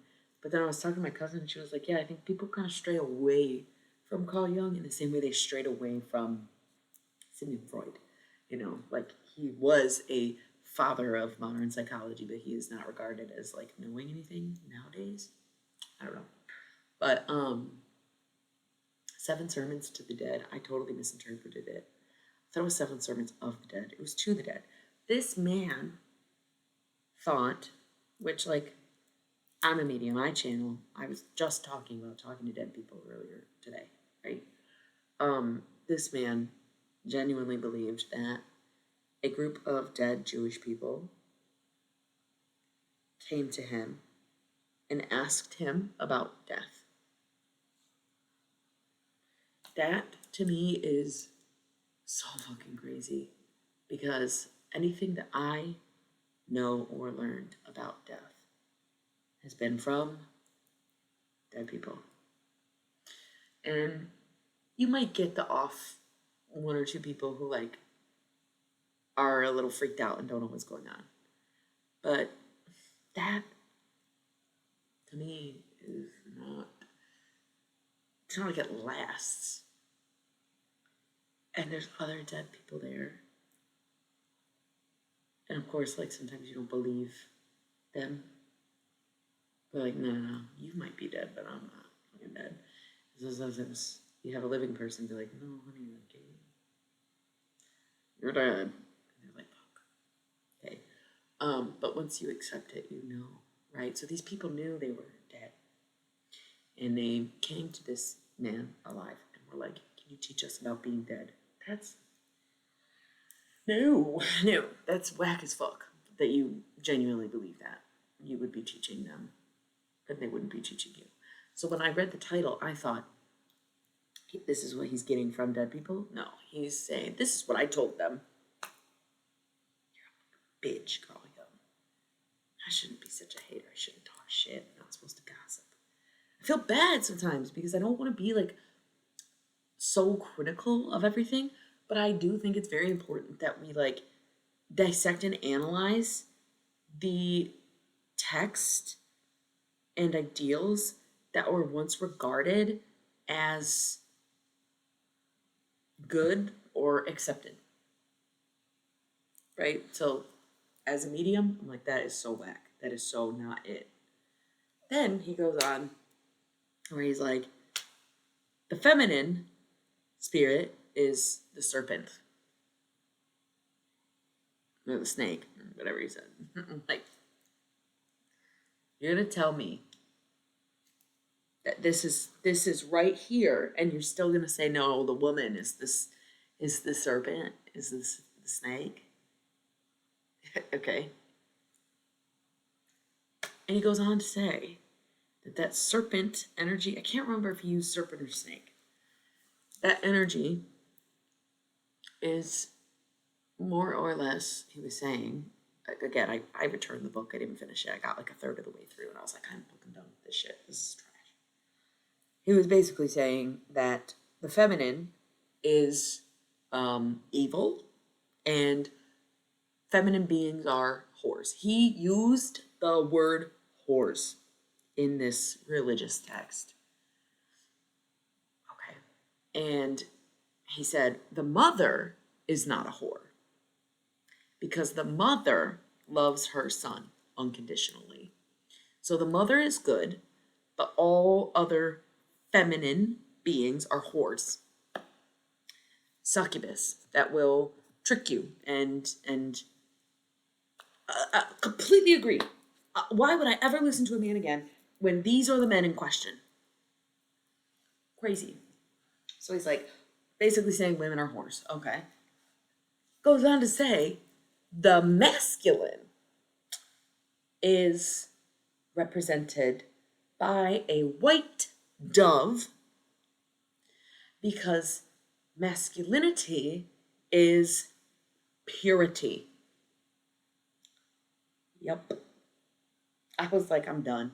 It was at that point. I had already read the Sermons to the Dead in which he's like teaching them. Okay, so that was already really weird and enough for me. That don't make no sense. Hey, I am so happy that you're here, but I'm also upset that you missed like this whole stream. We went in on the history of certain religions and stuff, and you being a history buff, I was like, oh, and seeing you here now, I'm like, you would have fucking loved it. You would have loved it. Because I'm no history buff. I just like learn things and try to remember them.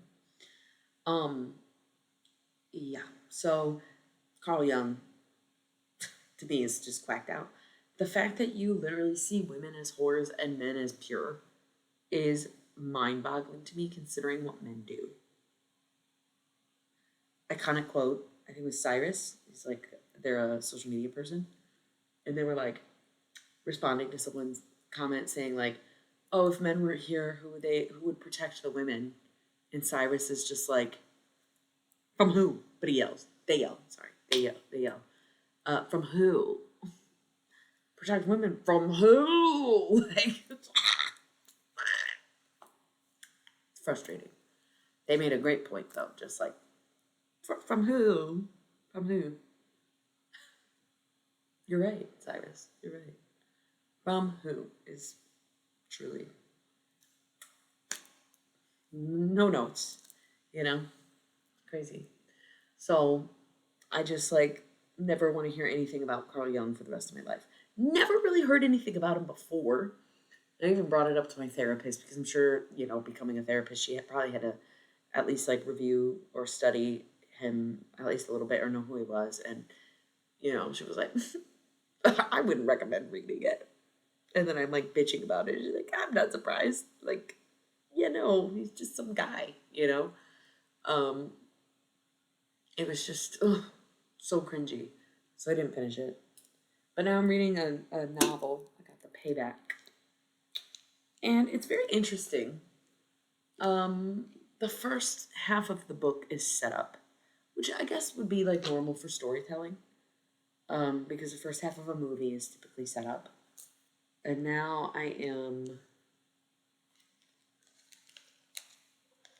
I've probably got a quarter left. This is what I have left. This is what I've already read. So I got like a quarter book left.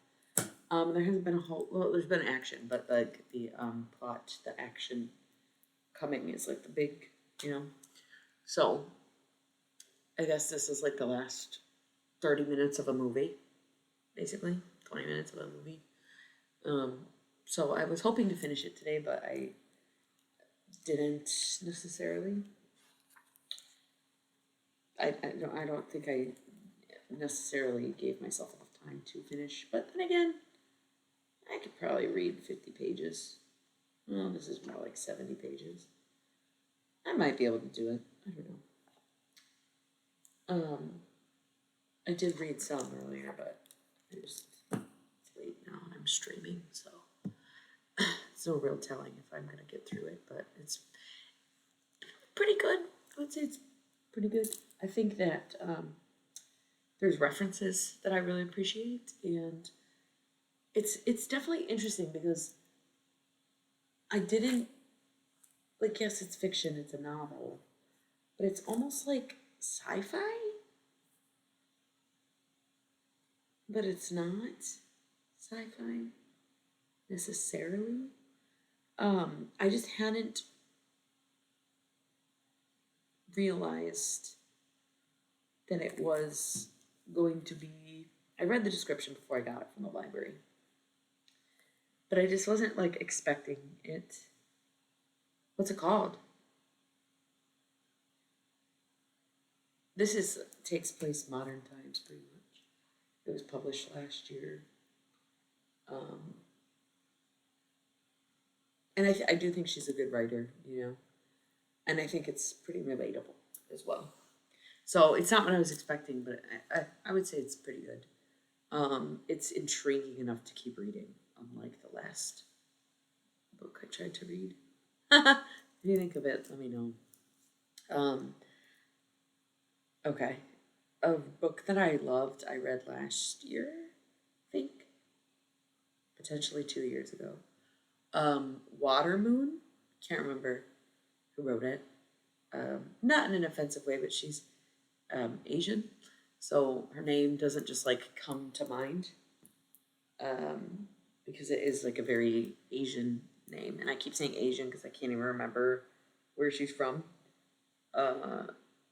But Water Moon was one of the best and most exciting books I have ever read in my life. It was pretty long, and it's very detailed. And so it's like, I don't know how long it took me to read it, but that was one of the best books I ever read. I got it from the library because a friend of mine recommended it to me, and I want to buy the book.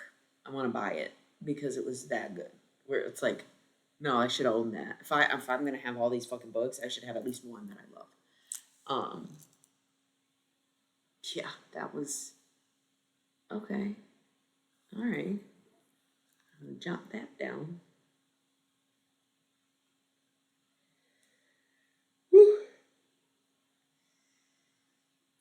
Slewfoot.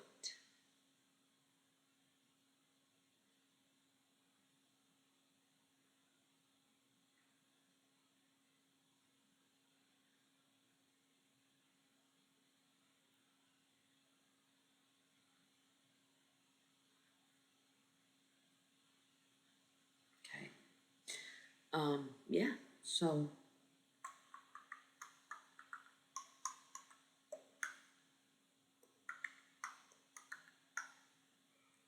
ay, ay, ay. Yeah. So, Watermoon, really good. Payback. I mean,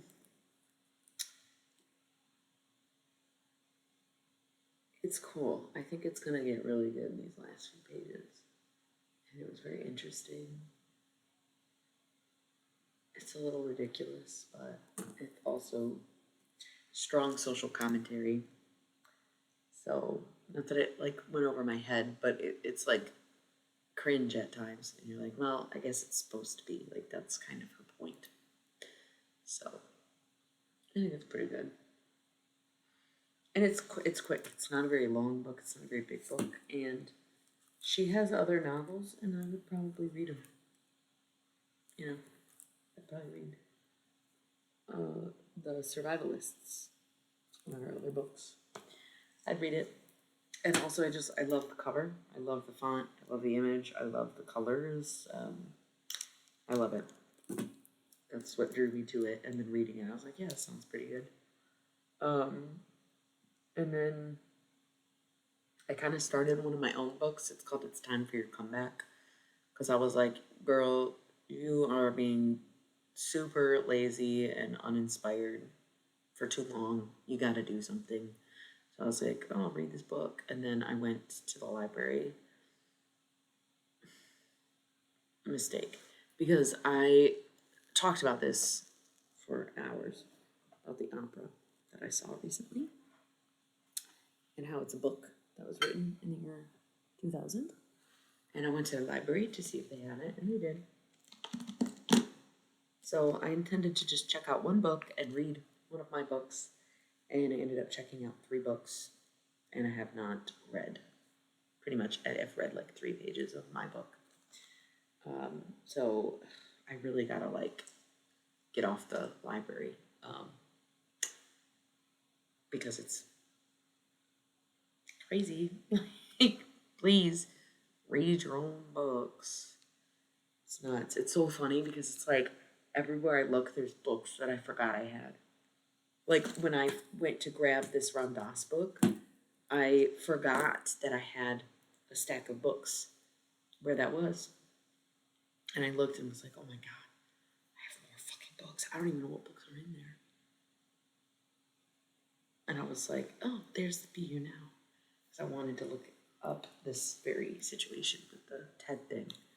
So it's really funny that I brought it up today and I was talking about it on stream and I was having this conversation with someone a few weeks ago and I couldn't follow it up. Um, and now I have to fucking reread it probably, read the whole intro, see if I can find what I was looking for, or go back on the stream and see if I can figure out what I was talking about then. So yeah, I haven't started this one yet. And then the third book I checked out is I think it's called The Woman in Me, and it's like the Britney Spears memoir. They had it on display on my way out after I found the 2 books that I was gonna get. I was like, okay, that was my girl. I idolized that woman. I wanted to be her. I wanted to date her. I wanted to fucking be her best friend. Like, I loved her. I emulated her. She influenced my style of dress and my taste in music and even my personality a little bit. When I was growing up, I adored her. I had all of her albums. I still think Soda Pop is one of her best songs. I don't know why. The soda pop, watch it freeze and pop. The clock is ticking and we can't stop now. I don't know. I loved that song. Maybe because she called it Soda Pop, but yeah, um, loved it. We can't stop now. That was on her first album, the pink one with the flower on it. Loved that song. Haven't listened to it in probably 25 years, but I loved it. I don't even know if I could think of any other song on that album because I would play that on repeat so much. Loved it. I don't know why. So, um, I was really like my whole aesthetic, basically. I had Britney Spears like inflatable furniture. Yeah, yeah. Florence is great. I don't know like much by her. I really only know like the hit songs. Dog Days Are Over is like one of the best songs, you know. And I've seen like clips of her singing live, and she is truly unmatched. Truly unmatched. Um, Incredible. Her whole, like, I think people really overuse the word ethereal, but that woman embodies ethereal. Like, literally, like, she is like a fairy goddess, like, friggin' maybe elf, because the elves are tall. Um, I think she's tall. I don't actually know how tall she is, but yeah, she's truly ethereal, and it's like God. I wonder what she is like in real life, and how much of this is a performance. Um, she's Welsh, isn't she? And so I feel like she doesn't have the same kind of like performative celebrityism as like American artists do, if that makes sense. Yeah, she's good. She's really good. Um, yeah, she's so beautiful. And she's just always got them fucking outfits on, dude. Oh my god. Oh my god. Oh, Florence Welch. Okay, so maybe I don't. She's English, it says, which could mean anything. She's born in the United Kingdom. Oh, in London. Okay. So she's British. I was thinking she was Welsh because her last name is Welch. Yeah. Yeah, Blondie. I saw Blondie once. I can't remember why. They opened for someone. I think I saw Blondie and Cheap Trick, and I can't remember who else was there. I was with my uh, boyfriend at the time. We broke up in 2010. So concert was in like 2009 or 2010 ish. I think we met in 2009. So it was like really, really long time ago. Hence why I don't remember. Debbie Harry was pretty awesome though. She was like really like running around stage and had a cool outfit on. We were pretty far away, but it was really cool. I think yeah, Cheap Trick was also pretty good. I was like found a newfound love for them. I had one Cheap Trick album and it wasn't very popular. It wasn't like the one with the hits on it. I don't remember what album it was, but the cover just has like Cheap Trick written on it a few times. Um, it was like I feel like there was someone else we were going to see that we really liked, but I don't remember who it was, and I'm not sure I'd be able to figure that out.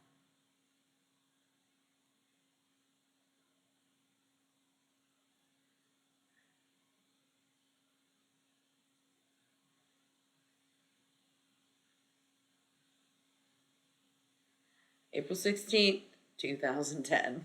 It came up. That's so crazy. It was Blondie and Cheap Trick. $10 for lawn seats, bro. That's crazy.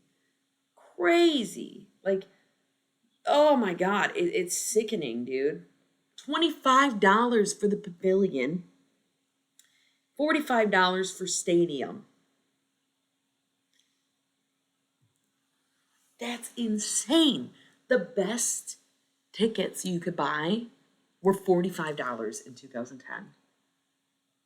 Now the lawn is more than that. The shittiest seats. Although the lawn is always so fun. The lawn is fun. That blows my fucking mind, bro. That blows my mind. And I guess it was just the two of them.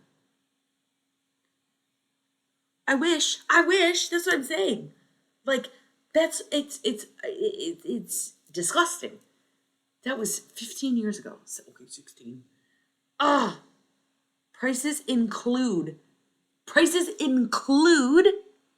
a $3 parking fee.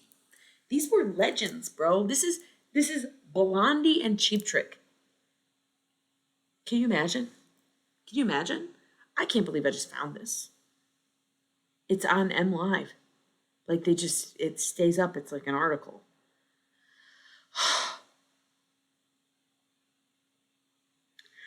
That is literally so depressing. I'm like upset. I wasn't looking for the prices. I thought there was a third band there. August 27th, 2010.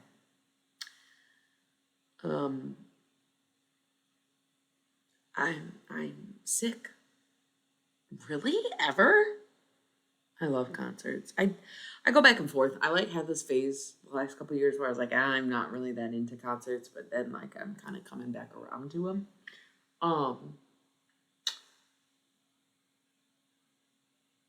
I do feel like I have to really care about the concert.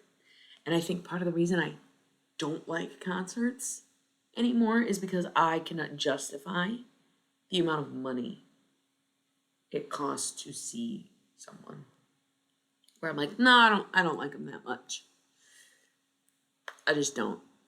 I obviously, I think most people know this, but I was really into the Flaming Lips for a long time. And I've seen them, I couldn't tell you, probably at least 15 times.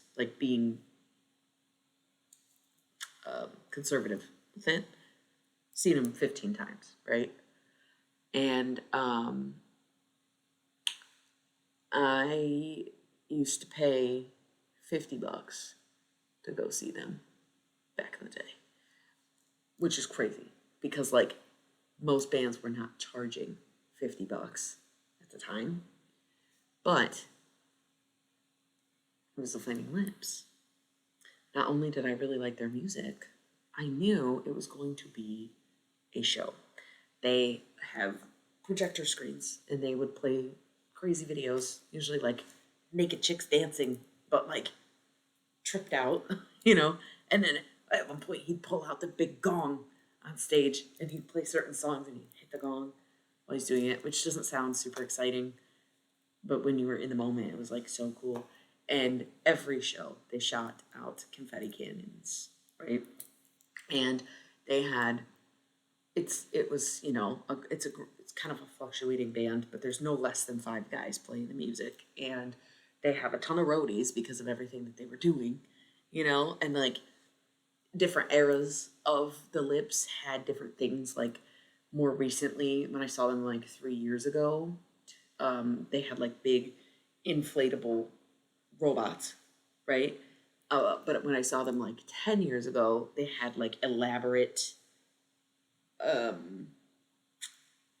not cords or strings of light. It was almost that tube stuff with the lights in them. And so it would be build big platforms and have hanging lights and stuff. And then the music was synced to the lights. And so they put on a crazy production.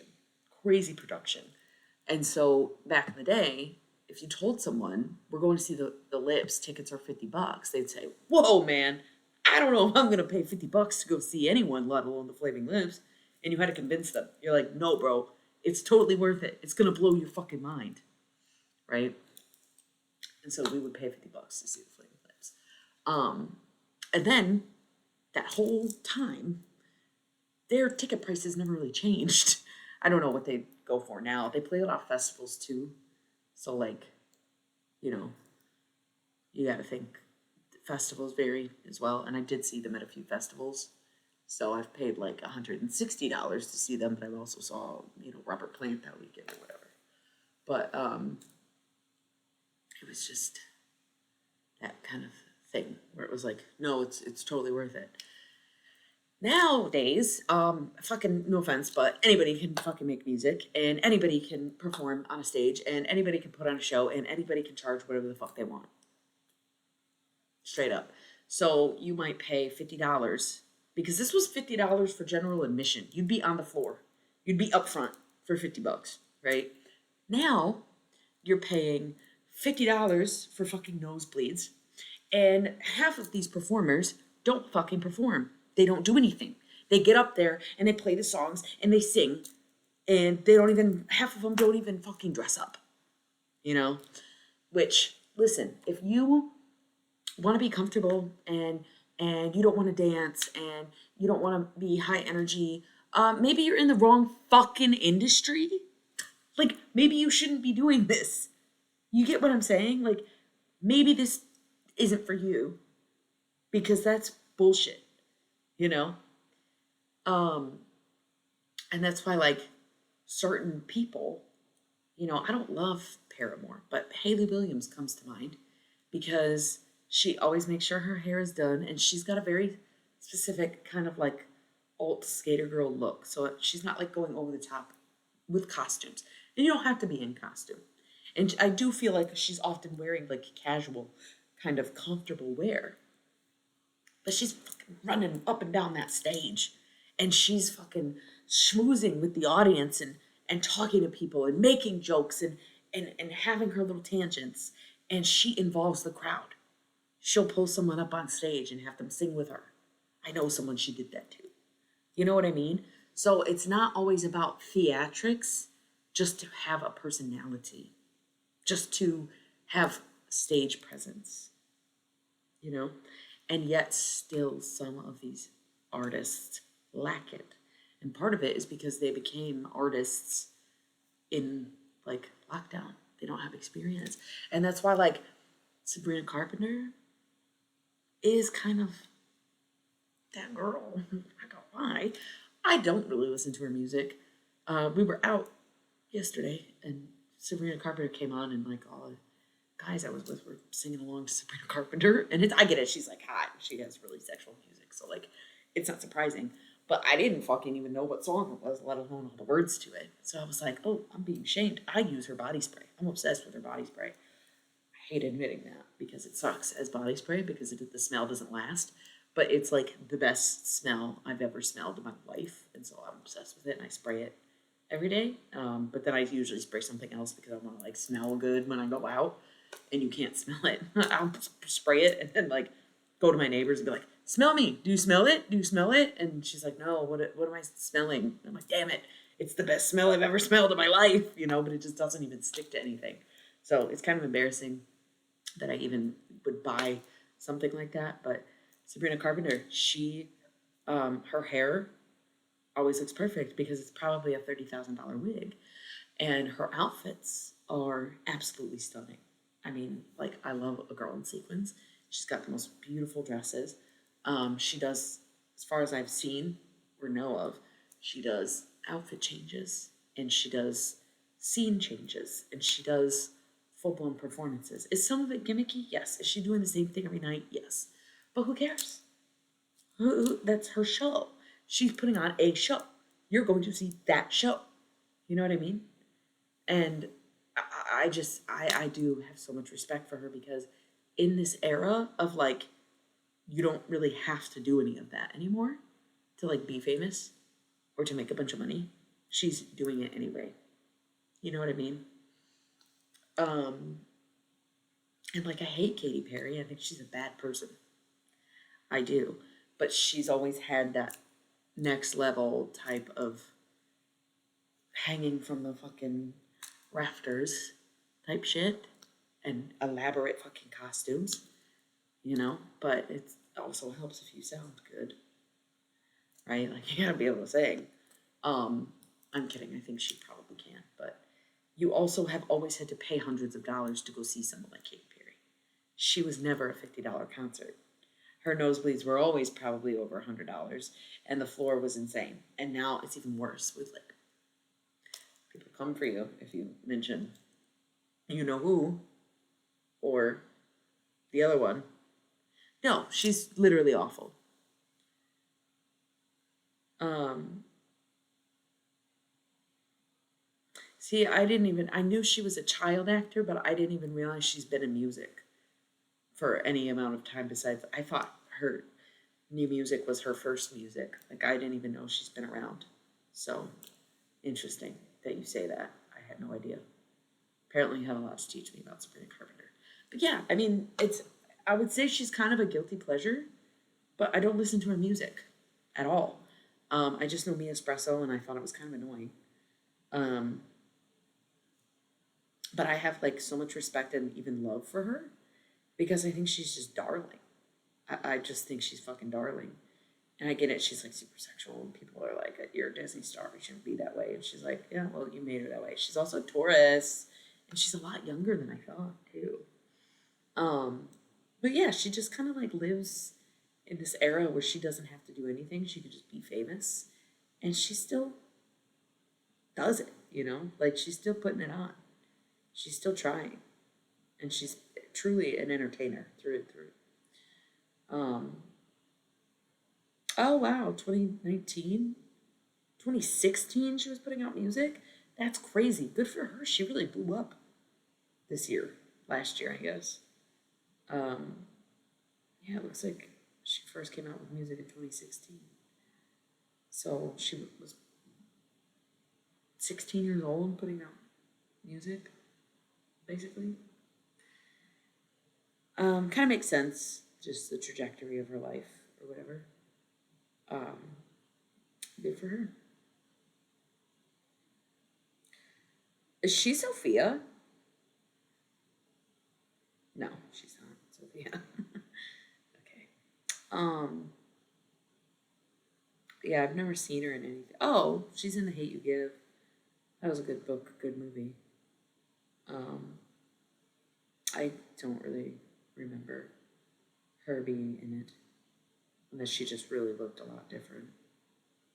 Oh, maybe I do. Now that I'm seeing a younger picture of her, yeah, kind of. She was just the mean girl that she went to high school with. Yep, that's the only thing I've ever seen her in. I am too old to be a fan of her acting career. Um, but yeah, I think Sabrina's great. Um, and I think that I like Olivia Rodrigo. I got a little bit into her music. I listened to that one album, and I'm a little too old for it, but when it comes on, I get very excited. Oh my God, it's Olivia, and my niece loves her. You know, she's like the right age for it. Where I'm like, girl, you being so fucking dramatic for some shit that you are not gonna care about in 5 years. You know, it's cute though to like listen to it. And I don't really know what her stage performances are like, but she's so young and she like definitely seems to have that kind of presence that like she doesn't have. And on principle, hate. I'm not afraid to say I hate. I don't think there's any celebrities on Twitch, to be honest. Never really come across with. I hate that woman. I just don't get the hype. I never did. I never liked her.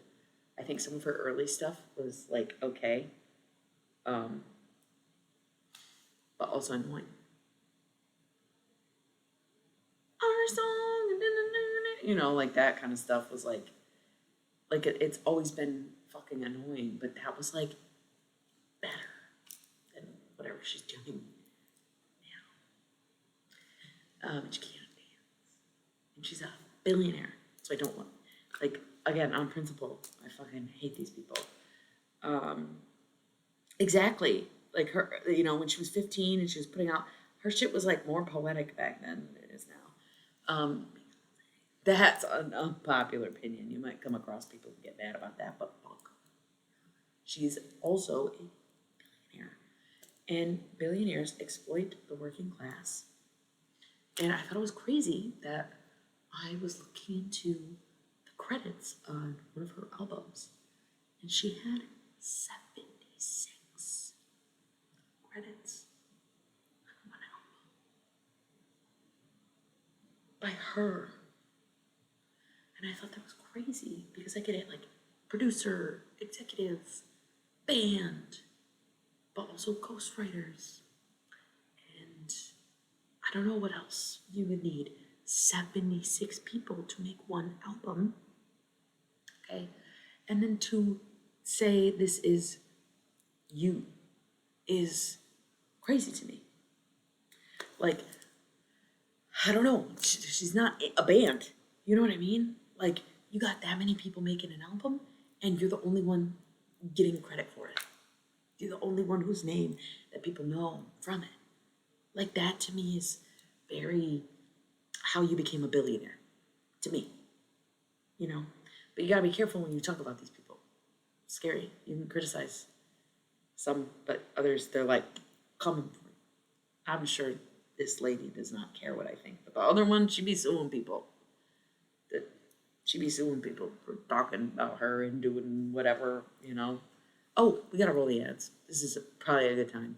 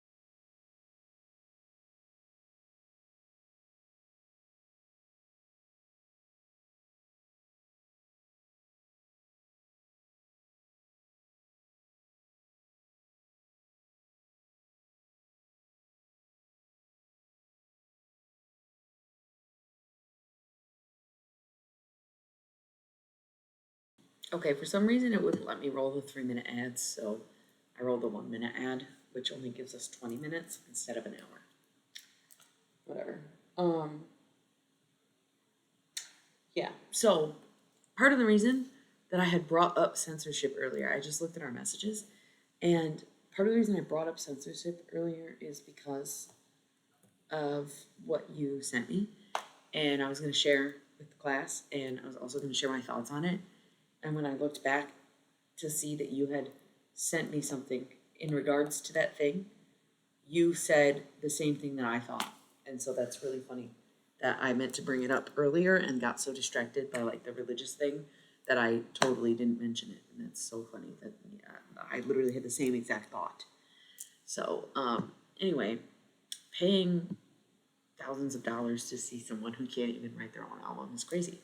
Like, that's crazy because I guess like I am in a way like I'm biased because my favorite album, one of my favorite albums of all time, was Merriweather Post Pavilion by Animal Collective 2009. And the story of Merriweather Post Pavilion is that these guys got together in their cabin or studio, where whatever. They basically took a month, all being in the same room. They wrote and recorded everything, and they had a guy mix it and produce it. So you think they had a sound engineer, a producer, and 4 guys in the band. They made one of the best albums of all time. Top 10 greatest psych pop albums of all time. And when I say top 10, that's being a little, it's probably more like top 5. I couldn't even, I think like Pet Sounds by the Beach Boys would be #1 psych pop album of all time. So Merriweather Post Pavilion is like, to me, it's that level. And I think that most people who listen to psych pop would agree with me on that. Is it commercial music? No, obviously not. Obviously not. Is Animal Collective even that good? Probably no. I know a lot of people who don't like Animal Collective, but that album is very universally loved and acclaimed in a sense, because it's not quite as weird as their other albums. It's like a lot easier to digest. And it is like more poppy than psychedelic. And after that point, they kind of went in that direction of being like a more poppy type of psychedelic instead of like a deep psychedelic kind of sound. Because it's like, before. So it was definitely like a trajectory for them. But yeah, so it's just crazy to me because that album probably has like I said, maybe 7 credits, 7. So and that's a band. 4 of them, I'm gonna see if I can find it. I'm just gonna see. Oh, it's also a venue, Collective. Um, I just don't know. Let me see. Maybe Wikipedia will have like all the credits. Um, they recorded the album as a trio. Actually, I never knew that. Oh my god. Panda Bear, Aviator, Geologist. Who's the fourth? I can't even think of the fourth person in the band. Fuck. I feel like a bad fan right now. Geologist.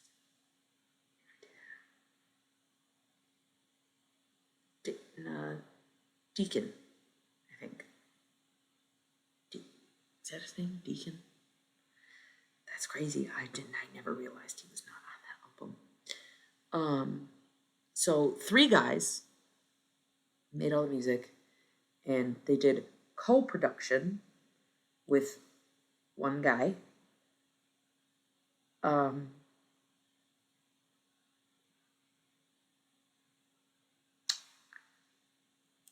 They produced it themselves, and that guy helped them. Personnel, assistant, okay. So 3 guys in the band, 1 guy to co-produce, engineer, and mix, and 1 guy listed as their assistant. So one of the best albums that I've ever heard in my fucking life had 5 credits. 5 credits. And 3 of them were in the band. So for me, it's very hard to fathom or accept or truly like or get into when a singular artist has 70 plus credits on an album that they release as themselves. Like, that's crazy to me. That's crazy to me. That's like, you're talking about 10, almost 10 people per song that you have working on this. Like, theoretically, That's wild. And then thinking like Gorillaz in the early days was just Damon Albarn. That was like the whole point, is that it was just Damon Albarn. And then he'd have like guest spots. But the point of the Gorillaz is that he did it himself. And he didn't want anyone to know it was him being the Gorillaz. It's just crazy. And so I just think about that, where it's like, okay, the first album, self-titled album. Let's see.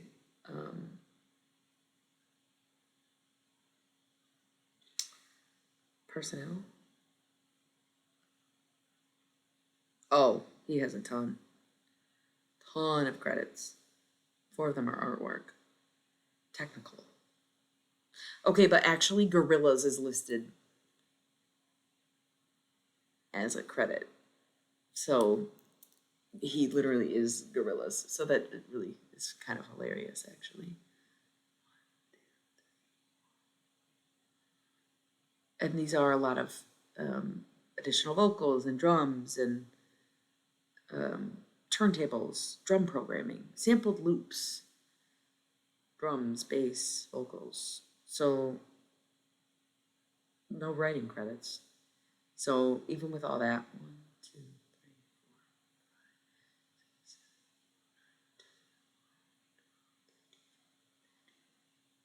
18 credits.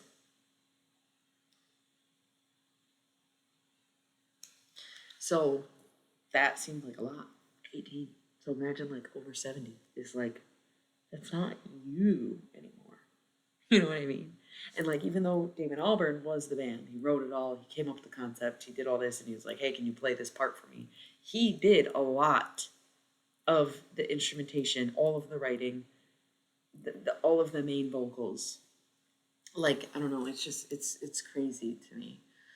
And he's still a band, even though it was just him basically having this idea and be like, hey, can you do this? Can you do that? He's still the Gorillaz. It's not Damon Albarn. And then you have 18 people working on this album for Damon Albarn. So like that is crazy to me, you know? I even think like Rihanna was a billionaire. It's like, okay. But from what I remember with Rihanna, it was like her and her producer made her first album also. From what I recall, it was like a big deal. Like there wasn't really anybody working with her. And it was just like her and this guy made this fucking album. From what I remember. But I could be wrong. I could be misremembering it. It was a long time. It was 20 years ago, you know. And maybe the early days was also like that for other people, but it's just crazy to me, you know, that let's, I don't know, it gives a little bit like when you're like, yeah, this is mine, I made this, and you didn't. 75 people made it, you know, like that's so crazy to me. Oh, I was very wrong. Oh my god, dude, this is crazy, crazy. So I guess it's like the difference between like these are you can't see my phone, but I'll scroll. This is all the credits. I'm not even gonna bother counting these from the first album. Still scrolling. Yeah, that. So you can't see my screen, but once again, show you how long I'm scrolling for. That's a lot. That's a lot. I don't know why I thought it was just her and a guy. That's crazy. And to me, I can't hear the difference, you know? But that's pop music, I guess. But I don't hear, it doesn't sound like the quality of the music isn't any better than when it's just like three dudes and a guy versus like a whole team of 100 people. That's so wild to me. To be a solo artist and have that many people working for you and working on one project is, I don't know. That's crazy. That's crazy. But they can sing, you know. I'm not trying to diminish their talent. They can sing. And that was kind of why I brought this up, is because even though I really don't support billionaires and I would never go, and I think their shows are really overpriced, I seen some of the stuff that had going on, and it's like, yeah, that's like a full blown production. That's exactly what I was talking about. Like beyond stage presence, she had the horse, right? Like the crazy, and she is up in the air and got the big elaborate costumes and stuff. So like, she's actually like doing the damn thing.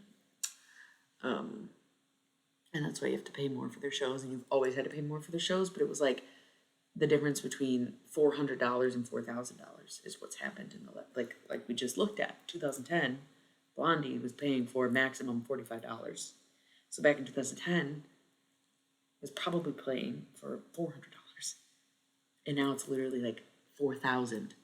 That is crazy, and it's like, right, that's how you become. Yeah. Anyway, that wasn't really the point. I was just kind of interested in where I was going with that, where we were talking about music, and yeah. So it's weird. So if you just like honestly, I'm not trying to bully the man, but I feel like Ed Sheeran is kind of notorious for being the guy who's just like never really dressed and just standing there with his guitar and having like no stage presence, you know? And it's like maybe you should do behind the scenes work or something, you know, if you don't want to do anything. Um, so there are people who like you pay all this money to go see them, and what are you even seeing? It's crazy, and I feel like Beyonce's not one of them. Where it's like, no, yeah, you go see some shit, crazy, crazy production. But um, that's why the Flaming Lips charging $50 back in the day was like, oh, you gotta go, you gotta see this. It's crazy because they did a lot. And there was rumors, or maybe they came out and said it, but they were like, yeah, we don't really actually make anything off of. You know, it's funny because they never stopped touring, so obviously like touring sustains them. But they got to this like equilibrium where it was like they didn't make any extra money off the shows basically because of how much money went into production and how much money went into paying everyone out because it was so many roadies and it was so much lights and sounds and you gotta pay the venue and you gotta like do all this stuff and they were like getting paid but they weren't like able to put any money into anything if that makes sense like all the money was accounted for. They weren't making an excessive amount of money. And I imagine Beyonce is probably similar in that way, where you pay in a lot of people, but $4,000 is crazy. $2,000 is crazy. But at least she's like working it, putting in the effort, putting on the costumes, putting on the production. It's just crazy how many artists like don't do that anymore. Saw a video of someone, I have no idea who it was, and people were talking about it on fucking threads, and she's just like got this terrible fucking outfit on, and her voice sounds like shit, and she's just like, and everyone's like, dude, what are you doing? Like, this is so embarrassing for you. And that's my point is it's like a lot of like the newer, younger artists because like the older ones grew up in a time where you had to compete with people. Like Rihanna was very known for having the bridge. Oh, thanks. Nice seeing you. Hope you get to a concert. Rihanna was one of the girls that was up in the air, and so in order to compete with like the pop princesses, even Britney being the first of all of them had the swing. That was like a big deal at her concerts. I think it was for Lucky, where she was on the swing and she would be lifted up in the air and singing on the swing. And so she set this like standard. She had backup dancers and all kinds of stuff. Where she set a standard for what it meant to be a pop princess, and that's why like people like Rihanna or Beyonce or Katy Perry, who came after Britney Spears, had to keep up with what Britney was doing and go above and beyond what was already the standard, you know? But now you have this like generation of basically like COVID kids, you know, where a lot of them got their start online and they became, you know, I hate to say it, but they became TikTok famous, right? So they might record something and then they get up there and they fucking give nothing because they don't know how to perform. And some of them probably weren't expecting to perform. Whereas Sabrina Carpenter has been a performer her whole life. She's an actress, you know, so she does get it. And she's maybe not at the theatrics of someone like Beyonce, but she's still like, I have to put on a show. I have to tell a story. I have to be an actress while I'm performing my music. So it's really interesting. It's also interesting that we talked about like religion and spirituality, and now I'm like criticizing music. I don't even want to be a critic. Is this gossip? Does this count as gossip? I don't know how that works. But anyway, I was kind of gonna go before, and now it's a lot later than it was before. So I should go because I'm tired. And at this point, it does feel a little bit like I'm rambling. Um, and it's late, and everybody's just kind of leaving one by one. But thanks for tuning in. Um, this stream went really well, so maybe I will stream again soon. So, oh, I have a mic. Okay, so last time I streamed, which I was thinking was like a month ago, but actually doesn't feel like it was that long ago. I don't really know when that was. Actually, it probably was about a month ago. But I was playing my kalimba. It was definitely like a month ago. Pardon me. Playing my kalimba, and we talked about me recording music on the kalimba and uploading it to YouTube so I can play it in the background on my streams because it's mine, so I won't get flagged or copyright infringement.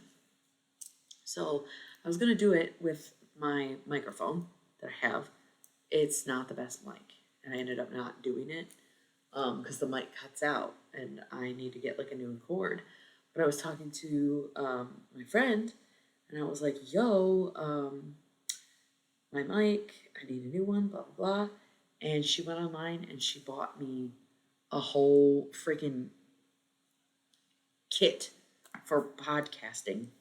But it's a mic with a stand and a filter and a switchboard and all kinds of stuff. And I need wire headphones, but I know where to get them. I think they had some. When I bought my wireless headphones, I'm pretty sure they had wire headphones. I need wire headphones to plug into it because I also have gotten advice to not use Bluetooth for like recording or playback because there is a slight delay, and so it's you're really better off with like a plug-in. But I have to like sit down and actually figure the mic out, and I did have all week to do like I really didn't do any. I worked Monday and I was out all night, and then I just had like a lazy week. I had a lazy week. Because we looked at it Sunday night, and I was like, "Oh, I'll look at it this week." I didn't. I didn't do really anything this week, and that's just how I wanted it. God damn it, we gotta roll an ad.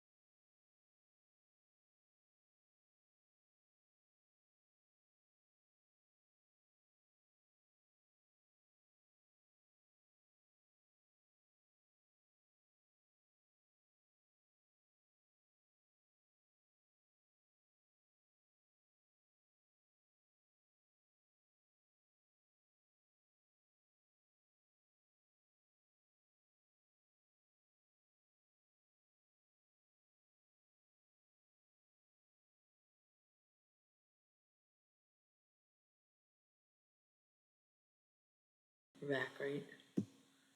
Sorry, I forgot it was only a minute.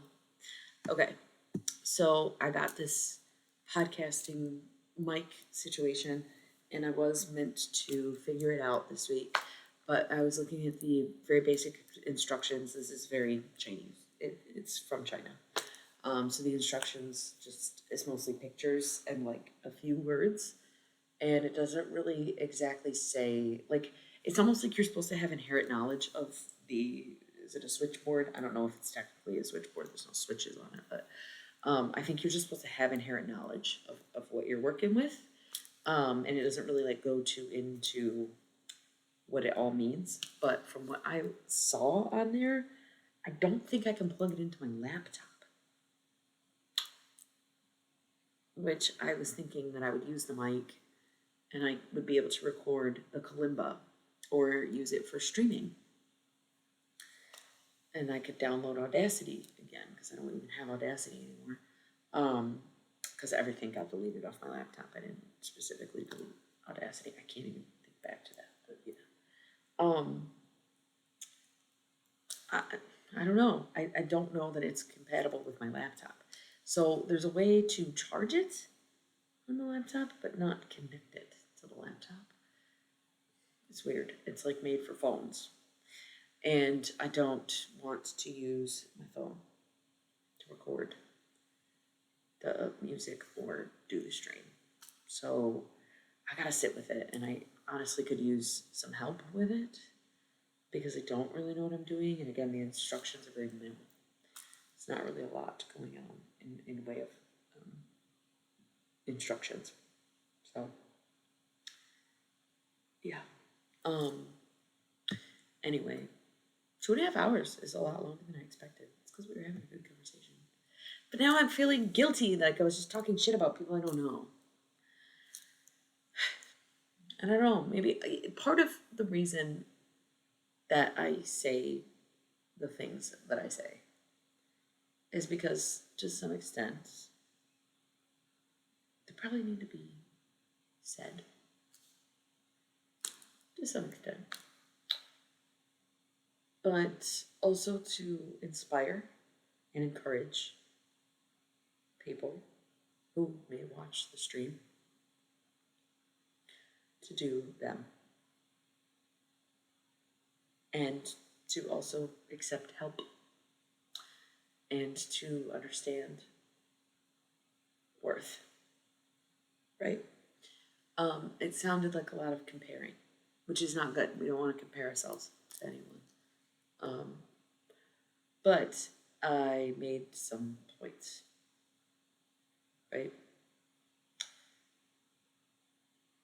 If you are like, fuck, I'm doing this all on my own. Got one guy helping me on my thing that I'm doing. It's like, hey man, yeah. Animal Collective also had one guy helping them. And then a guy helped the guy who was helping them. And that was it. And they made one of the best albums of all time. In my opinion, right?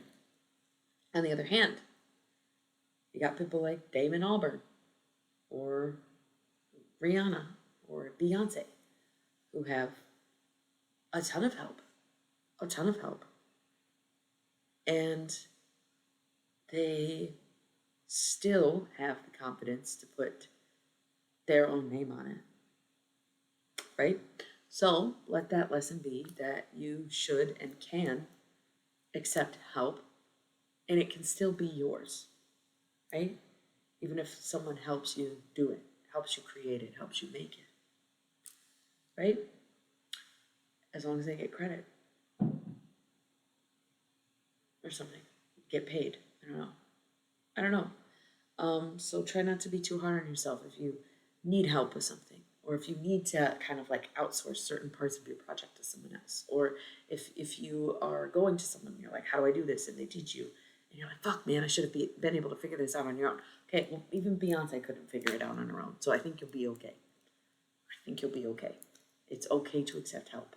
And also, kind of like I briefly mentioned, you got 100 people working on one album and you got 5 people working on another album. The quality of the sound is indistinguishable to me. I don't know. I might be stupid. I don't have a trained ear. I don't know music that well. But you don't need a team of 100 people for it to sound good. Lesson. And you also can have 100 people and still make it your own. Lesson. So I didn't want to like just make that whole segment about me talking shit on people's favorites or anything. It is kind of like, you know, that wasn't really the point. But I kind of hate using them as examples. It's just something that stuck out to me for the last 10 years about the 76 credits on one album because I looked into it. I counted at the time and was like, holy fuck, that's crazy. Like, it never occurred to me.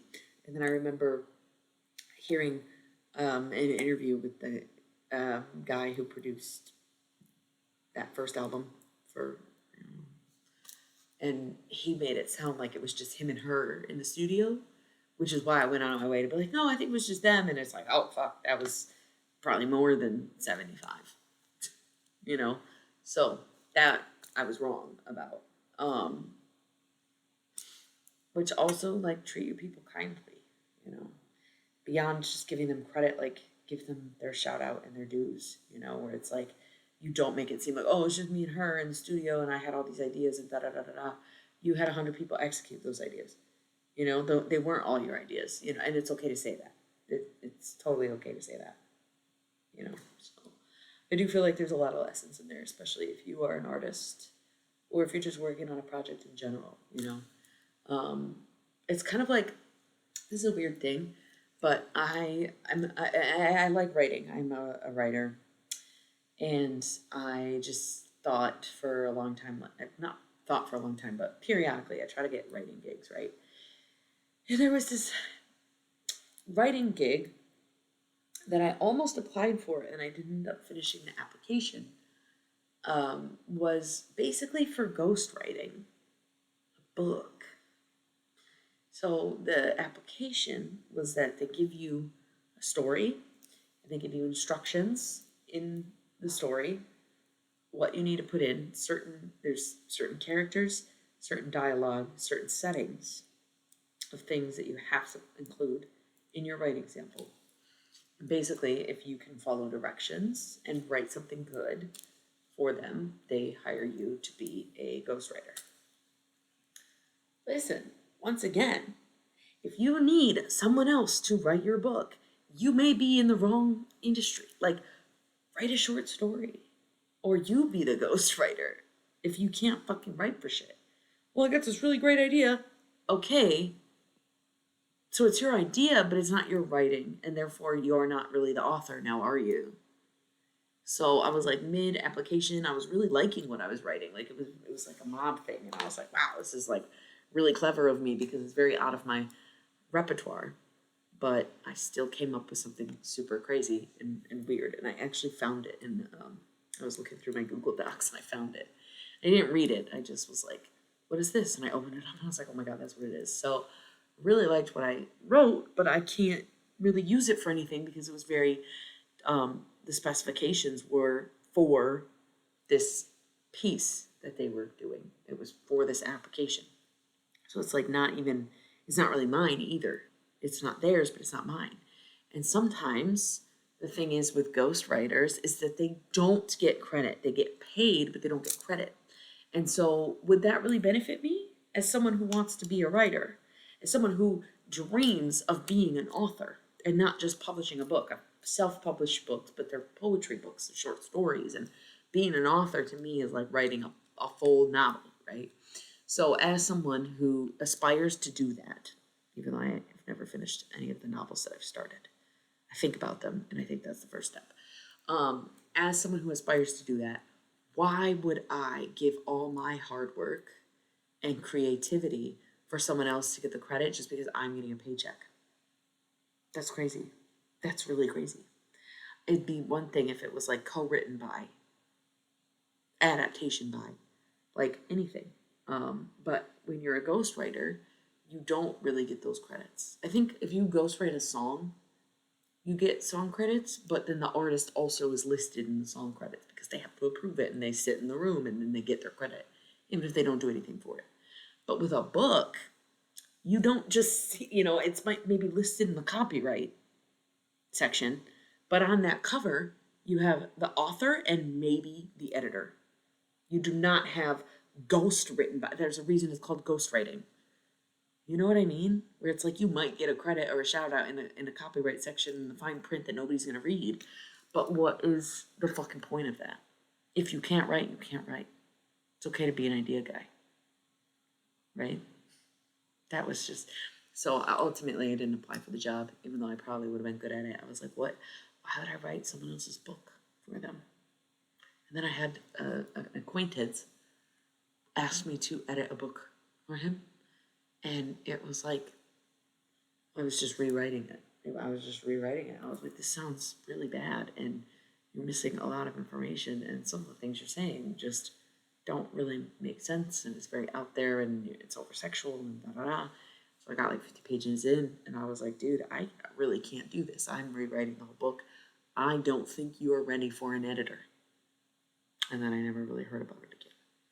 And I feel bad because I might have been being too picky, but it was at the point where it really wasn't like readable as someone who reads and writes. It was like, that's not really a book. You know, you're missing a real key element there where you're just like, she walked down this hallway. Her ass looked so good in this skirt. Like, what? This woman had really big tits. Like, I'm not joking. It was like that. And it's like, you're missing a lot here. You can't just be like, then she walked up to him and punched him in the face and her tits still looked awesome. Like, yeah, so I don't know. I don't think that was for me.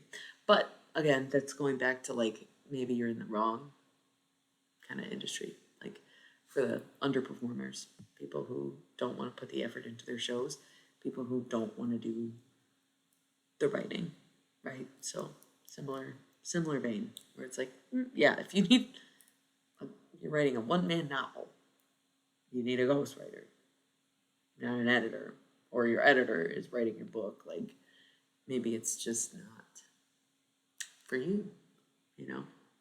I don't know.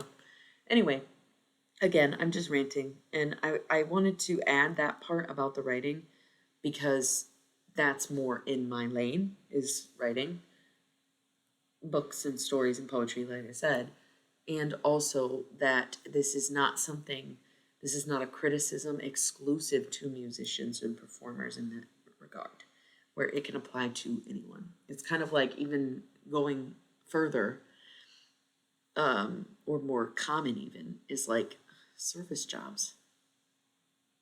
People complain. I hate people. I hate customers. I hate doing this. And it's like, maybe get a different job, learn a new skill. It's not like they won't teach you. If you work in a restaurant and you're like, hey man, I'm trying to serve, but I think I'd be better in the kitchen. You know what they're going to do? They're going to fucking train you in the kitchen. They'll put you on pantry. You know, like, it's not hard to like learn a new skill. And you might think like, well, doesn't everybody hate serving? No, I don't hate serving at all. I love talking to people. I love making their day. I love making jokes. I love, like seeing how they'll respond. I love, if it's a place where I really love the food, I love talking it up and telling them what to order and having a good time with them. I love the forward facing customer service jobs. I do. I don't want to do it anymore, but I loved it when I did it. And that's kind of why I wanted to be like, I'm good. The last bartending gig I had, I just like was like, this is too much for me. I'm not making enough money and this is pointless. But there were so many nights I was like, wow, I really love this job and this is awesome. Same with serving. The restaurant I worked at closed. It went out of business. And I was like, I don't think I can do it again because I loved the owner. I loved the food. I loved the people. And I even, loved the location. And I loved, looking out the fucking window. I loved the staff. And it's so hard to like find that repeatedly over decades. Where like, yeah, no, I loved it when I did it. I just don't want to do it anymore. But some people really hate it. They really hate it. And some people not just hate it, but are bad at it. And at that point, it's the same idea where it's like, maybe you're in the wrong industry. Like, maybe you need to be doing something else that you don't hate and you don't suck at. Like the saying. Because, like, some of you may be thinking, well, doesn't everybody hate those jobs? No, they don't. A lot of people really like them, you know?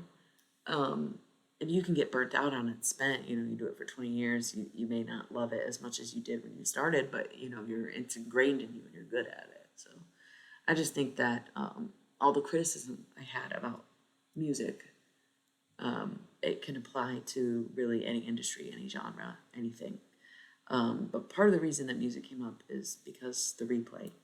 Like I mentioned earlier in the stream, there is someone who's going to rewatch this, and you make music, so I feel like that's why it came up that way. In terms of music, is because there was probably a message in it for you. So anyway, I have to roll ads in 3 minutes. Everybody's gone. Everybody's tired. Damn, if I lasted for like 13 more minutes, it would be a 3-hour stream. Let me roll the ads. I'm just gonna roll ads and see how I feel. I would love to do a 3-hour stream just to say I did, even though it's bedtime. I'll try.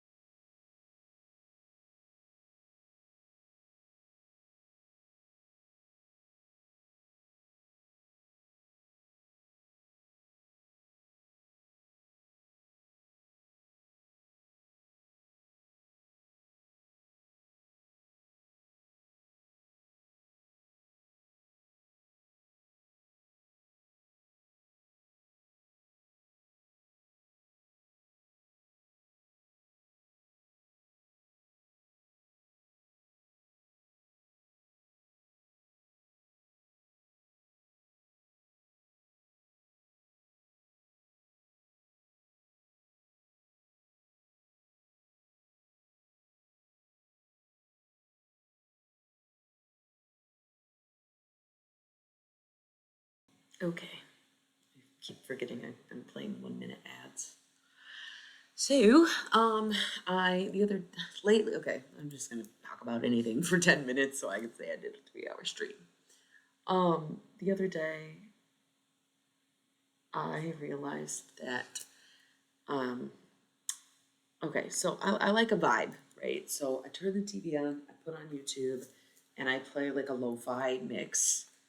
Um, with like a nice scenic kind of like Ghibli inspired look, fantasy forest or an ancient library or a fucking animated cat doing something is what it's been lately. But I was starting to realize like, oh man, I'm not motivated to do anything, and I just really don't want to do anything, and I just want to lay here and blah blah blah. And I was like, yo, I think the music's too mellow. Like I think you're just like you're getting so zen and so calm that it's like, oh, I just don't even want to do anything. Oh, I'm just chilling. I really don't care to move. I just want to relax. And it's like, yeah, you got super calming music. So I was getting really into regular music, just different songs. And I was listening to some of my old jams and I was like getting really hype on it. And then I kind of, I don't want to say I burnt out on it, but I've just not been consistently listening to music the past couple years, you know? And so I like was trying to get back into it. And then like I went to a concert a couple weeks ago, and that was really awesome. And then I got really into that kind of music, like funk music and stuff. And again, listening to some of my old favorites and things like that.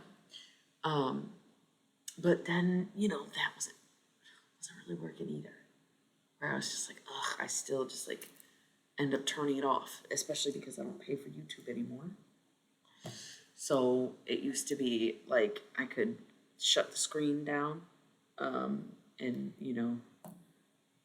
it would still play, and there was no ads. Now it has to be screen up the whole time, and it times out randomly. It's never timed out before. Now it's like, are you still listening? Bitch, you know I am. It's music. Just leave it playing. And then the ads come on. And it's really annoying. And so sometimes I just get fucking fed up. And I'm like, forget it. I don't even care. The music ends up turning off. And then it's just back to quiet or back to lo-fi, whatever. So the other day, I went on Pluto TV app. And I was like, yo, I'm gonna watch X-Files again. It's the perfect background noise. I don't need to pay attention. I've seen it multiple times. Like, in the company of man, right? And then fucking put it on 5 minutes in, glitch. Not even 5 minutes, because I don't think I got to the theme song. Just stopped working. Couldn't hit play, couldn't do anything. Couldn't even hit the back button. Or I hit back and then I reopened it. It wouldn't work. And so I was like, fuck, dude. I don't even get to fucking listen to X-Files while I work. And then I tried putting on, I do still sometimes listen to tarot readings, but it's usually if I'm like doing like dishes, or in the shower, or doing my journals or my 15 minutes of ceiling time, or whatever. I just have like the tarot on when I'm not trying to focus. Like I wouldn't really listen to tarot while I'm working because it's almost too distracting. So I was trying to find that happy medium. But I put on tarot. I think I was working out and I was like, I don't feel like listening to music and I can't have this lo-fi stuff going. So I put on a tarot reading and it ended up being the one I was talking about earlier, where it was like, oh, nobody's evil. Okay. And so I feel like nothing's been hitting lately. Nothing. And it's almost like suffering fools is me, the fool. I don't know. I don't know. It's almost like I have had a much harder time lately, last few months, last few years, being alone and being with myself and really sitting with myself. And so part of me feels like maybe I need to sit with myself. I need the silence. I need the thoughts, because if I don't, I've been on the phone a lot too, where I'm like, I can't get enough threads where it's just like the conversations people are having and the new ideas that I'm coming across, and it's very much a conversation and I'm getting involved in these conversations and stuff. But it's still scrolling, it's still social media, and it is like a conversation where I feel like the short form videos are kind of destroying the attention span and stuff. But if you're reading in a conversation, that's like, what's the difference if you're reading a conversation or having a conversation if you're on one topic, right? Where it's not kind of like that disruptive type of consumption. To me, that's why it's so easy to be on there for so long, and it's so easy to justify.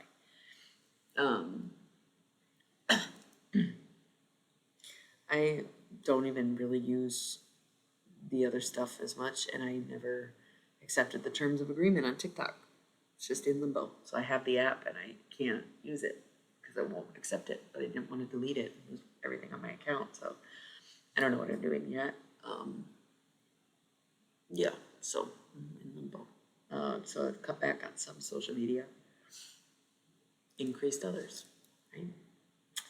So I do feel like the lack of sound is what I'm looking for, that fill. The music, the readings, the shows, whatever.